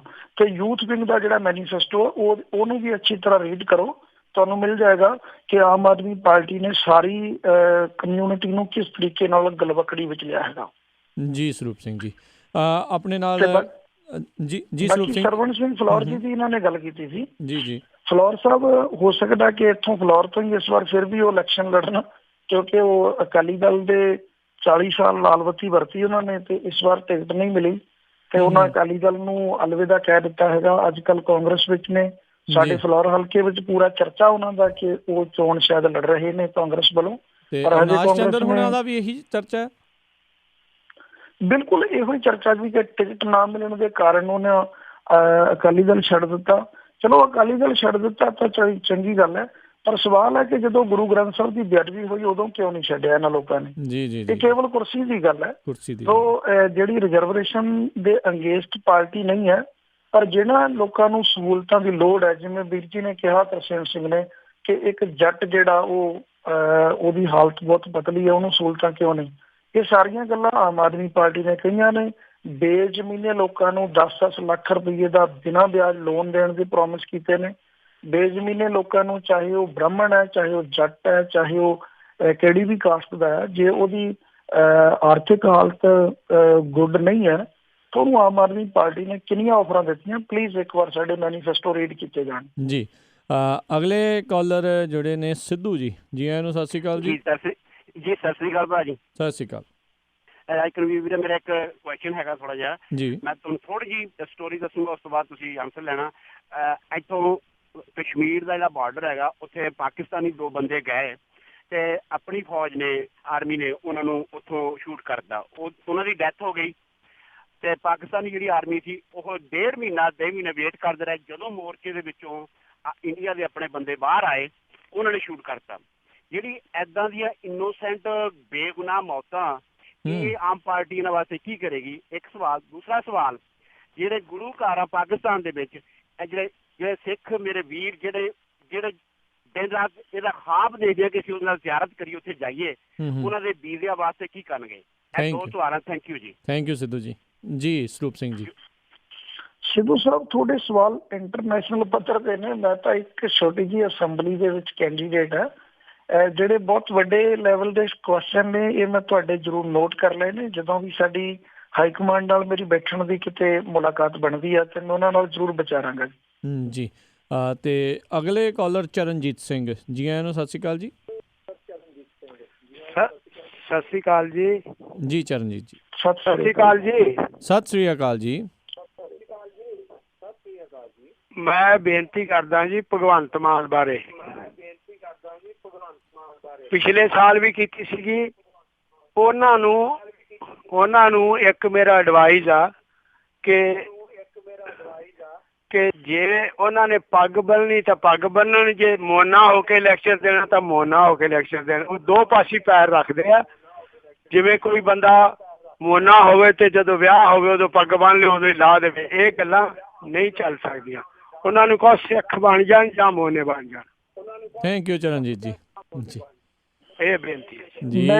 ਕੱਲ ਨੂੰ ਹੀ ਸਾਡਾ ਇੱਥੇ ਮੁਕੰਦਪੁਰ ਰੈਲੀ ਵਿੱਚ ਭਗਵੰਤ ਜੀ ਨੇ ਮੈਨੂੰ ਮਿਲਣਾ ਹੈ ਜੀ। ਜੀ ਖੈਰ ਆਪਾਂ ਪੱਗ ਉਤਾਰਨ ਦਾ ਤਾਂ ਸਲਾਹ ਕਿਸੇ ਨੂੰ ਵੀ ਨਹੀਂ ਦਿੰਦੇ ਜੀ ਜੀ। ਐਸੇ ਇਕੱਲੇ ਭਗਵੰਤ ਮਾਨ ਜੀ ਹੀ ਨਹੀਂ ਹਨ, ਪੂਰੇ ਵਰਲਡ ਵਿੱਚ ਬਹੁਤ ਸਾਰੇ ਐਸੇ ਬੰਦੇ ਨੇ ਜਿਹੜੇ ਐਲਾਨੀਆ ਤੌਰ ਤੇ ਹਜੇ ਉਹਨਾਂ ਨੇ ਸਿੱਖੀ ਨਹੀਂ ਅਪਣਾਈ ਹੈਗੀ। ਐਲਾਨੀਆ ਤੌਰ ਤੇ ਉਹ 50-50 ਨੇ, ਜਾਂ ਉਹ ਸ਼ੌਕ ਵਜੋਂ ਬੰਨਦੇ ਨੇ ਜਾਂ ਟੌਰ ਵਜੋਂ ਬੰਨਦੇ ਨੇ। ਜੇ ਕੋਈ ਪੱਗ ਬੰਨਦਾ ਤਾਂ ਸਾਨੂੰ ਖੁਸ਼ੀ ਹੈ। ਬਾਕੀ ਉਹਨੂੰ ਕੇਸ ਰੱਖਣ ਦੀ ਸਲਾਹ ਮੈਂ ਬਤੌਰ ਸਿੱਖ ਪ੍ਰਚਾਰਕ ਵਜੋਂ ਕੱਲ ਸਵੇਰੇ ਹੀ ਦੇ ਦਾਂਗਾ ਜੀ। ਮੁਕੰਦਪੁਰ ਮੈਂ ਤੇ ਭਗਵੰਤ ਨੇ ਇਕੱਠੇ ਹੋਣਾ ਜੀ। ਥੈਂਕ ਯੂ ਜੀ। ਜੀ ਸੁਖਦੇਵ ਸਿੰਘ ਜੀ, ਜੀ ਆਇਆਂ ਨੂੰ ਸਤਿ ਸ਼੍ਰੀ ਅਕਾਲ।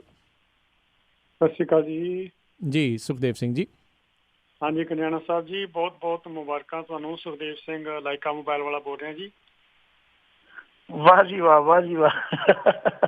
ਵਾਹਿਗੁਰੂ ਜੀ ਕਾ ਖਾਲਸਾ, ਵਾਹਿਗੁਰੂ ਜੀ ਕੀ ਫਤਿਹ। ਵਾਹਿਗੁਰੂ ਜੀ ਕਾ ਖਾਲਸਾ, ਵਾਹਿਗੁਰੂ ਜੀ ਕੀ ਫਤਿਹ। ਬਹੁਤ ਖੁਸ਼ੀ ਹੋਈ ਹੈ ਤੁਹਾਨੂੰ ਟਿਕਟ ਮਿਲੀ ਹੈ, ਔਰ ਉਸ ਤੋਂ ਵੱਡੀ ਖੁਸ਼ੀ ਇਹ ਹੋਈ ਹੈ ਕਿ ਸਾਡੇ ਇੱਕ ਜਿਹੜੀ ਗੱਲ ਹੁੰਦੀ ਹੈ ਕਿ ਧਾਰਮਿਕ ਬਿਰਤੀ ਵਾਲੇ ਲੋਕਾਂ ਨੂੰ ਪਾਰਟੀਆਂ ਵਿੱਚ ਘੱਟ ਥਾਂ ਦਿੱਤੀ ਜਾਂਦੀ ਹੈ, ਤੇ ਜਿਹੜੇ ਆਪਣੇ ਆਪ ਨੂੰ ਸੈਕੂਲਰ ਜ਼ਿਆਦਾ ਕਹਿ ਦਿੰਦੇ ਉਹਨਾਂ ਨੂੰ ਥਾਂ ਜ਼ਿਆਦਾ ਮਿਲਦੀ ਹੈ। ਤੇ ਅਸੀਂ ਤੁਹਾਡੇ ਕੋਲੋਂ ਇੱਕ ਛੋਟਾ ਜਿਹਾ ਕੁਐਸਚਨ ਇਹ ਪੁੱਛਣਾ ਹੈ ਜੀ। ਤੇ ਜਿੱਦਾਂ ਭੈਣ ਜੀ ਸੁਰਿੰਦਰ ਕੌਰ ਉਹਨਾਂ ਨੇ ਵੀ ਪਹਿਲਾਂ ਪੁੱਛਿਆ ਸੀ, ਉਹੀ ਮੇਰਾ ਕੁਐਸਚਨ ਇਹ ਹੋਏਗਾ ਕਿ ਕੀ ਜਿਹੜਾ ਹੈ ਆਮ ਆਦਮੀ ਪਾਰਟੀ ਦੀ ਜਦੋਂ ਸਰਕਾਰ ਬਣਦੀ ਹੈ ਤੇ ਜਿਹੜੇ ਧਾਰਮਿਕ ਅਸਥਾਨਾਂ ਤੇ ਸਿਆਸੀ ਪਾਰਟੀਆਂ ਦੇ ਕਬਜ਼ੇ ਹੋਏ ਨੇ, ਕੀ ਉਹਨਾਂ ਨੂੰ ਉੱਥੋਂ ਹਟਾਇਆ ਜਾਏਗਾ ਜਾਂ ਨਹੀਂ? ਇਹ ਮੇਰਾ ਕੁਐਸਚਨ ਹੈ। ਤੇ ਤੁਹਾਨੂੰ ਫਿਰ ਬਹੁਤ ਬਹੁਤ ਵਧਾਈ ਹੋਵੇ ਤੇ ਅਸੀਂ ਆਸ ਕਰਦੇ ਹਾਂ ਤੁਸੀਂ ਜ਼ਰੂਰ ਜਿੱਤੋਗੇ। ਵਾਹਿਗੁਰੂ ਜੀ ਕਾ ਖਾਲਸਾ, ਵਾਹਿਗੁਰੂ ਜੀ ਕੀ ਫਤਿਹ। ਸਰਦਾਰ ਸੁਖਦੇਵ ਸਿੰਘ ਜੀ ਮੇਰੇ ਵਧੀਆ ਸੱਜਣ ਨੇ, ਇਹਨਾਂ ਨੇ ਵਧੀਆ ਸਵਾਲ ਕੀਤਾ। ਜਦੋਂ ਵੈਸੇ ਵੀ ਮਿਲਦੇ ਨੇ ਏਦਾਂ ਦੀ ਚਰਚਾ ਮੇਰੇ ਨਾਲ ਰੱਖਦੇ ਨੇ ਜੀ। ਐਕਚੁਅਲੀ ਸਾਡੀ ਪਾਰਟੀ ਧਰਮ ਪੱਖਤਾ ਦਿਖਾ ਕੇ ਇਲੈਕਸ਼ਨ ਲੜ ਰਹੀ ਹੈ। ਅਦਰਵਾਈਜ਼ ਕਿਸੇ ਹਿੰਦੂ ਮੰਦਿਰ ਦਾ ਮਸਲਾ ਆ ਜਾਂਦਾ, ਉਹ ਸਾਡੇ ਕਚਹਿਰੀ 'ਚ ਲੈ ਕੇ ਆਏਗਾ ਤੇ ਉਹਦੇ ਨਾਲ ਇਨਸਾਫ ਮਿਲੇਗਾ। ਅਦਰਵਾਈਜ਼ ਕਿਸੇ ਮਸਜਿਦ ਦੇ ਵਿੱਚ ਕਿਸੇ ਦਾ ਨਜਾਇਜ਼ ਕਬਜ਼ਾ ਆ ਤੇ ਉਹ ਮੁਸਲਿਮ ਭਾਈਚਾਰੇ ਦੇ ਲੋਕ ਇੱਕ ਵਾਰ ਸਾਨੂੰ ਸੱਦਾ ਦੇਣਗੇ ਕਿ ਲੈ ਵੀ ਇੱਥੇ ਇਸ ਤਰ੍ਹਾਂ ਹੋਇਆ, ਤੇ ਉਹਨਾਂ ਨਾਲ ਵੀ ਇਨਸਾਫ ਮਿਲੇਗਾ। ਜੇ ਸਾਡੇ ਗੁਰਦੁਆਰਾ ਸਾਹਿਬਾਨ ਦੇ ਉੱਤੇ ਐਸਾ ਹੈ ਤੇ ਜ਼ਰੂਰ ਇਹਦੇ ਉੱਤੇ ਵਰਕ ਹੋਏਗਾ। ਮੈਂ ਪਹਿਲਾਂ ਵੀ ਕਿਹਾ ਕਿ ਧਰਮ ਦੇ ਨਾਂ ਤੇ ਨਾ ਤਾਂ ਵੋਟਾਂ ਮੰਗ ਰਹੇ ਆ, ਨਾ ਧਰਮ ਦੇ ਨਾਂ ਦੇ ਉੱਤੇ ਕਿਸੇ ਨੂੰ ਕਤਲੋਗਾਰਦ ਮਚਾਉਣ ਦੀ ਆਗਿਆ ਹੋਏਗੀ, ਤੇ ਨਾ ਹੀ ਧਰਮ ਦੇ ਨਾਂ ਦੇ ਉੱਤੇ ਕਬਜ਼ੇ ਕਰਨ ਦੀ ਕਿਸੇ ਨੂੰ ਆਗਿਆ ਹੋਏਗੀ। ਧਰਮ ਦੇ ਨਾਂ ਦੇ ਉੱਤੇ ਧਰਮ ਦਾ ਪੂਰਾ ਸਤਿਕਾਰ ਰਹੇਗਾ। ਧਰਮ ਦੀ ਓਟ ਲੈ ਕੇ ਚੱਲ ਰਹੇ ਹਾਂ, ਧਰਮ ਦਾ ਸਹਾਰਾ ਲੈ ਕੇ ਚੱਲ ਰਹੇ, ਪਰ ਧਰਮ ਦੀ ਦੁਰਵਰਤੋਂ ਨਾ ਕਰਾਂਗੇ, ਨਾ ਕਿਸੇ ਨੂੰ ਕਰਨ ਦਿਆਂਗੇ ਜੀ। ਕੋਸ਼ਿਸ਼ ਹੋਏਗੀ ਕਿ ਸਾਰੇ ਗੁਰੂਆਂ ਪੀਰਾਂ ਦੇ, ਸਾਰੇ ਧਰਮ ਦੇ ਜਿਹੜੇ ਵੀ ਆਗੂ ਸਾਹਿਬਾਨ ਨੇ, ਚਾਹੇ ਉਹ ਦੇਵੀ ਦੇਵਤੇ ਨੇ, ਸਾਰਿਆਂ ਦਾ ਮਾਣ ਸਨਮਾਨ ਰਹੇਗਾ। ਕਿਸੇ ਵੀ ਧਰਮ ਦਾ ਅਪਮਾਨ ਕਰਨ ਦੀ ਕਿਸੇ ਨੂੰ ਆਗਿਆ ਨਹੀਂ ਹੋਏਗੀ। ਜਿਵੇਂ ਅਕਸਰ ਹੀ ਸਾਡੇ ਵੱਡ ਵਡੇਰੇ, ਸਾਡੇ ਵੱਡ ਪੁਰਖੇ ਗੱਲ ਕਹਿੰਦੇ ਸੀ ਕਿ ਹਿੰਦੂ ਪੱਕਾ ਹਿੰਦੂ ਹੋਣਾ ਚਾਹੀਦਾ, ਮੁਸਲਮਾਨ ਪੱਕਾ ਮੁਸਲਮਾਨ ਹੋਣਾ ਚਾਹੀਦਾ। ਇੱਕ ਮੈਂ ਜ਼ਰੂਰ ਇਹਦੇ ਵਿੱਚ ਗੱਲ ਰਾਜ ਕਰਨਵੀਰ ਸਿੰਘ ਵੀ ਕਰੂੰਗਾ ਜੀ। ਮੈਂ ਐਜ ਏ ਸਿੱਖ ਪ੍ਰਚਾਰਕ, ਮੈਂ ਔਰੰਗਜ਼ੇਬ ਨੂੰ ਮੁਸਲਮਾਨ ਨਹੀਂ ਮੰਨਦਾ, ਮੈਂ ਪੀਰ ਬੁੱਧੂ ਸ਼ਾਹ ਨੂੰ ਮੁਸਲਮਾਨ ਮੰਨਦਾ ਜੀ ਜੀ ਜੀ। ਮੈਂ ਵਜ਼ੀਰ ਖਾਨ ਸੂਬਾ ਸਰਹੰਦ ਨੂੰ ਮੁਸਲਮਾਨ ਨਹੀਂ ਮੰਨਦਾ, ਮੈਂ ਭਾਈ ਨਵੀ ਖਾਨ ਤੇ ਭਾਈ ਗਨੀ ਖਾਨ ਨੂੰ ਮੁਸਲਮਾਨ ਮੰਨਦਾ। ਜਿਵੇਂ ਔਰੰਗਜ਼ੇਬ ਤੇ ਵਜ਼ੀਰ ਖਾਨ ਸੂਬਾ ਸਰਹੰਦ ਹੈ, ਉਹ ਕੇਵਲ ਮੁਸਲਿਮ ਬਾਣਾ ਪਾ ਕੇ ਉਹ ਧਰਮ ਦੀ ਦੁਰਵਰਤੋਂ ਕਰਦੇ ਆ। ਇਹ ਨਹੀਂ, ਮੈਂ ਇਸ ਗੱਲ ਨੂੰ ਬਹੁਤ ਬਾਰੀਕੀ ਦੇ ਨਾਲ ਜਾਣਦਾ ਕਿ ਸਾਡੇ ਜਿਹੜੇ ਧਰਮ ਦਾ ਬਾਣਾ ਪਾ ਕੇ ਸਾਡੇ ਗੁਰਦੁਆਰਿਆਂ ਦੇ ਵਿੱਚ ਕਾਬਜ ਲੋਕ ਨੇ, ਇਹ ਸਿੱਖ ਨਹੀਂ ਹੈਗੇ ਜੀ। ਇੱਕ ਉਰਦੂ ਦਾ ਸ਼ੇਰ ਹੈ ਕਿ ਜਿਨਕੇ ਚਿਹਰੇ पे नकाब होते हैं उनके जुल्म बेहिसाब होते हैं। ਇਹ ਉਹ ਲੋਕ ਨੇ, ਇਹਨਾਂ ਦਾ ਕਬਜ਼ਾ ਹਟੇ ਵੀਰ ਜੀ। ਸਾਡੀ ਦਿਲੋਂ ਅਰਦਾਸ ਹੈ, ਦਿਲੀ ਤਮੰਨਾ ਵੀ ਹੈ, ਜਿੰਨੇ ਜੋਗੇ ਹੈਗੇ ਆ ਨਾਲ ਖੜਾਂਗੇ ਮੋਢੇ ਨਾਲ ਮੋਢਾ ਜੋੜ ਕੇ ਹਰ ਇੱਕ ਧਰਮ ਦੇ ਨਾਲ। ਜੀ ਜੀ। ਅਤੇ ਬਹੁਤ ਬਹੁਤ ਸਰੂਪ ਸਿੰਘ ਜੀ ਤੁਹਾਡਾ ਧੰਨਵਾਦ ਵੀ ਅਸੀਂ ਕਰਨਾ ਚਾਹੁੰਦੇ ਹਾਂ। ਸਮਾਂ ਜਿਹੜਾ ਜੀ ਹੋਰ ਆਪਾਂ ਨੂੰ ਇਜਾਜ਼ਤ ਨਹੀਂ ਦਿੰਦਾ ਵੀ ਆਪਾਂ ਹੋਰ ਜਿਹੜੀ ਅੱਗੇ ਗੱਲਬਾਤ ਕਰ ਸਕੀਏ, ਪਰ ਆਉਣ ਵਾਲੇ ਸਮੇਂ ਦੇ ਵਿੱਚ ਜ਼ਰੂਰ ਮੌਕਾ ਬਣਿਆ ਤੇ ਇੱਕ ਵਾਰੀ ਫਿਰ ਆਪਾਂ ਸਰੋਤਿਆਂ ਦੇ ਸਨਮੁਖ ਤੁਹਾਨੂੰ ਜਿਹੜਾ ਮੈਂ ਜੇ ਤੁਹਾਡੀ ਆਗਿਆ ਹੋਵੇ ਤਾਂ 1 ਮਿੰਟ ਆਪਣੇ ਵੱਲੋਂ ਲੈ ਸਕਦਾ? ਬਿਲਕੁਲ ਜੀ, ਜ਼ਰੂਰ। ਕੀ ਕਹਿਣਾ ਚਾਹੁੰਦੇ ਹੋ ਜੀ? ਜ਼ਰੂਰ। ਮੈਂ ਆਪਣੇ ਸਾਰੇ ਹੀ ਪੰਜਾਬੀ ਰੇਡੀਓ USA ਦੇ ਸਰੋਤਿਆਂ ਨੂੰ ਬੇਨਤੀ ਕਰਾਂਗਾ, ਮੈਂ ਚਲਦੀ ਗੱਲ ਵਿੱਚ ਵੀ ਕਹੀ ਹੈ ਕਿ ਮੈਂ ਇੱਕ ਚੌਂਕੀਦਾਰ ਦਾ ਪੁੱਤ ਹੈ ਜੀ, ਕੋਈ ਧਨੀ ਪੁਰਸ਼ ਨਹੀਂ ਹੈ। ਬੇਈਮਾਨ ਲੋਕਾਂ ਦੇ ਨਾਲ ਇਮਾਨਦਾਰ ਲੋਕਾਂ ਦੇ ਸਹਿਯੋਗ ਤੋਂ ਬਿਨਾਂ ਨਹੀਂ ਲੜਿਆ ਜਾ ਸਕਦਾ। ਤੇ ਮੈਨੂੰ ਆਪਣੇ ਹਲਕੇ ਵਿੱਚ ਫੰਡਿੰਗ ਦੀ ਬਹੁਤ ਵੱਡੀ ਪ੍ਰੋਬਲਮ ਹੈਗੀ ਹੈ। ਮੈਂ ਬੜਾ ਇਸ ਗੱਲੋਂ ਥੋੜਾ ਜਿਹਾ ਮੁਸ਼ਕਲ ਵਿੱਚ ਹੈਗਾ। ਆਮ ਆਦਮੀ ਪਾਰਟੀ ਨੇ ਇੱਕ ਆਨਲਾਈਨ ਵੈਬਸਾਈਟ ਬਣਾਈ ਹੈ donation.amadmiparty.org। ਉਹਦੇ ਉੱਤੇ ਜਾ ਕੇ ਜੇ ਹੋ ਸਕੇ ਤਾਂ ਜਿਹੜੀ ਵੀ ਅਸੈਂਬਲੀ ਨੂੰ ਤੁਸੀਂ ਡੋਨੇਸ਼ਨ ਕਰਨਾ ਚਾਹੁੰਦੇ ਹੋ, ਉਹ ਅਸੈਂਬਲੀ ਨੂੰ ਡੋਨੇਸ਼ਨ ਕਰੋਗੇ ਤਾਂ ਉੱਥੋਂ ਦੇ ਕੈਂਡੀਡੇਟ ਨੂੰ ਪੈਸੇ ਪੁੱਜ ਜਾਂਦੇ ਨੇ। ਉਹ ਬਾਈ ਲਾਅ ਪੁੱਜਦੇ ਨੇ, ਨਾ ਭੇਜਣ ਵਾਲੇ ਨੂੰ ਕੋਈ ਪ੍ਰੋਬਲਮ ਹੁੰਦੀ ਹੈ ਨਾ ਲੈਣ ਵਾਲੇ ਨੂੰ। ਮੈਂ ਆਪਣੇ ਸਰੋਤਿਆਂ ਨੂੰ ਬੇਨਤੀ ਕਰਾਂਗਾ ਕਿ ਫਲੋਰ ਹਲਕੇ ਦੇ ਵਿੱਚੋਂ ਜਿੱਥੇ ਤੁਸੀਂ ਖੁਸ਼ ਹੁੰਦੇ ਹੋ ਕਿ ਇੱਕ ਸਿੱਖ ਪ੍ਰਚਾਰਕ ਨੂੰ ਮਾਣ ਮਿਲਿਆ, ਉੱਥੇ ਸਿੱਖ ਪ੍ਰਚਾਰਕ ਦੀ ਜ਼ਰੂਰ ਹੈਲਪ ਕਰਿਓ ਤੇ ਉਹ ਆਪਣੇ donation.amadmiparty.org ਦੇ ਉੱਤੇ ਜਾ ਕੇ ਫਲੋਰ ਵਿਧਾਨ ਸਭਾ ਨੂੰ ਕਲਿੱਕ ਕਰਕੇ ਜਿੰਨਾ ਵੀ ਤੁਹਾਡੀ ਸ਼ਰਧਾ ਹੋਵੇ ਜ਼ਰੂਰ ਸਪੋਰਟ ਕਰਨਾ। ਤੁਹਾਡੇ ਸਹਿਯੋਗ ਦੇ ਨਾਲ ਪੰਜਾਬ ਦੇ ਵਿੱਚ ਆਪਾਂ ਭ੍ਰਿਸ਼ਟਾਚਾਰ ਖਤਮ ਕਰਨ ਦੇ ਵਿੱਚ ਤੁਹਾਡੀ ਹਮੇਸ਼ਾ ਲੋੜ ਰਹੇਗੀ। ਜੀ, ਬਹੁਤ ਬਹੁਤ ਧੰਨਵਾਦ ਸਰੂਪ ਸਿੰਘ ਕੰਡਿਆਲਾ ਜੀ, ਤੁਸੀਂ ਸਾਡੇ ਨਾਲ ਜੁੜੇ, ਆਪ ਕੇ ਜਿਹੜੀਆਂ ਗੱਲਾਂ ਬਾਤਾਂ ਕੀਤੀਆਂ। ਸਰੋਤਿਆਂ ਨੇ ਜਿਹੜੇ ਕੁਛ ਸਵਾਲ ਸੀਗੇ ਉਹਨਾਂ ਦੇ ਵੀ ਜਿਹੜੇ ਤੁਸੀਂ ਜਵਾਬ ਦਿੱਤੇ ਆ। ਬਹੁਤ ਬਹੁਤ ਤੁਹਾਡਾ ਧੰਨਵਾਦ ਤੇ ਆਉਣ ਵਾਲੇ ਸਮੇਂ ਦੇ ਲਈ ਜਿਹੜਾ ਜੀ ਤੁਹਾਨੂੰ ਸ਼ੁਭ ਇੱਛਾਵਾਂ ਨੇ। ਤੇ ਭਾਜੀ ਰਾਜ ਕਰਨਵੀਰ ਸਿੰਘ ਜੀ, ਤੁਹਾਡਾ ਅਤੇ ਪੰਜਾਬੀ ਰੇਡੀਓ USA ਦੇ ਸਮੁੱਚੇ ਪ੍ਰਬੰਧਕਾਂ ਦਾ, ਸਾਰੀ ਟੀਮ ਦਾ, ਸਾਰੇ ਸਰੋਤਿਆਂ ਦਾ ਬਹੁਤ ਧੰਨਵਾਦ। ਮੇਰੇ ਕੋਲੋਂ ਬੋਲਦਿਆਂ ਕਿਸੇ ਦੇ ਸਵਾਲ ਦਾ ਉੱਤਰ ਦਿੰਦਿਆਂ ਕੋਈ ਸ਼ਬਦ ਗਲਤ ਬੋਲਿਆ ਗਿਆ ਹੋਵੇ, ਕਿਸੇ ਦੀ ਸ਼ਾਨ ਮਾਣ ਸਨਮਾਨ ਬਰਕਰਾਰ ਨਾ ਰੱਖ ਸਕਿਆ ਹੋ, ਮੈਂ ਇਸ ਗੱਲ ਦੀ ਖਿਮਾ ਸਾਰਿਆਂ ਕੋਲੋਂ ਗਲਤੀ ਮੰਨਦਾ ਜੀ। ਵਾਹਿਗੁਰੂ ਜੀ ਕਾ ਖਾਲਸਾ, ਵਾਹਿਗੁਰੂ ਜੀ ਕੀ ਫਤਿਹ। ਤੇ ਸਰੋਤਿਓ, ਇਹ ਸੀਗੇ ਸਰਦਾਰ ਸਰੂਪ ਸਿੰਘ ਕੰਡਿਆਲਾ ਜੋ ਕਿ ਆਮ ਆਦਮੀ ਪਾਰਟੀ ਦੇ ਉਮੀਦਵਾਰ ਨੇ ਹਲਕਾ ਫਲੋਰ ਤੋਂ। ਉਹਨਾਂ ਦੇ ਨਾਲ ਜਿਹੜੀ ਅੱਜ ਆਪਣੀ ਗੱਲਬਾਤ ਚੱਲ ਰਹੀ ਸੀ ਪ੍ਰੋਗਰਾਮ ਪੰਜਾਬ ਚੋਣ ਦੰਗਲ ਦੇ ਵਿੱਚ। ਤੇ ਇੱਥੇ ਹੀ ਜਿਹੜਾ ਅੱਜ ਦਾ ਇਹ ਵਾਲਾ ਪ੍ਰੋਗਰਾਮ ਆ ਉਹ ਹੁਣ ਸਮਾਪਤ ਹੁੰਦਾ ਆ। ਤੇ ਇਸ ਤੋਂ ਬਾਅਦ ਦੇ ਵਿੱਚ ਇੱਕ ਆਪਾਂ ਹੁਣ ਬ੍ਰੇਕ ਲੈਣੀ ਹੈ ਤੇ ਬ੍ਰੇਕ ਤੋਂ ਬਾਅਦ ਦੇ ਵਿੱਚ ਆਪਾਂ ਜੁੜਨ ਜਾ ਰਹੇ ਹਾਂ ਮਿੰਟੂ ਗੁਰੂ ਸਰੀਆ ਹੁਣਾਂ ਦੇ ਨਾਲ ਪ੍ਰੋਗਰਾਮ ਖਬਰ ਤੇ ਨਜ਼ਰ ਦੇ ਲਈ। ਉਦੋਂ ਤੱਕ ਲਈ ਇਜਾਜ਼ਤ ਲੈਂਦਾ ਆ ਤੇ ਕੁਛ ਹੀ ਪਲਾਂ ਦੇ ਵਿੱਚ ਤੁਹਾਡੇ ਨਾਲ ਮੁੜ ਕੇ ਦੁਬਾਰਾ ਰਾਬਤਾ ਕਾਇਮ ਕਰਦੇ ਹਾਂ। ਤੇ ਜੁੜੇ ਰਹੋ ਇੱਦਾਂ ਤੁਸੀਂ ਪੰਜਾਬੀ ਰੇਡੀਓ USA ਦੇ ਨਾਲ। ਅਗਲਾ ਪ੍ਰੋਗਰਾਮ ਖਬਰ ਤੇ ਨਜ਼ਰ ਦੇ ਲਈ।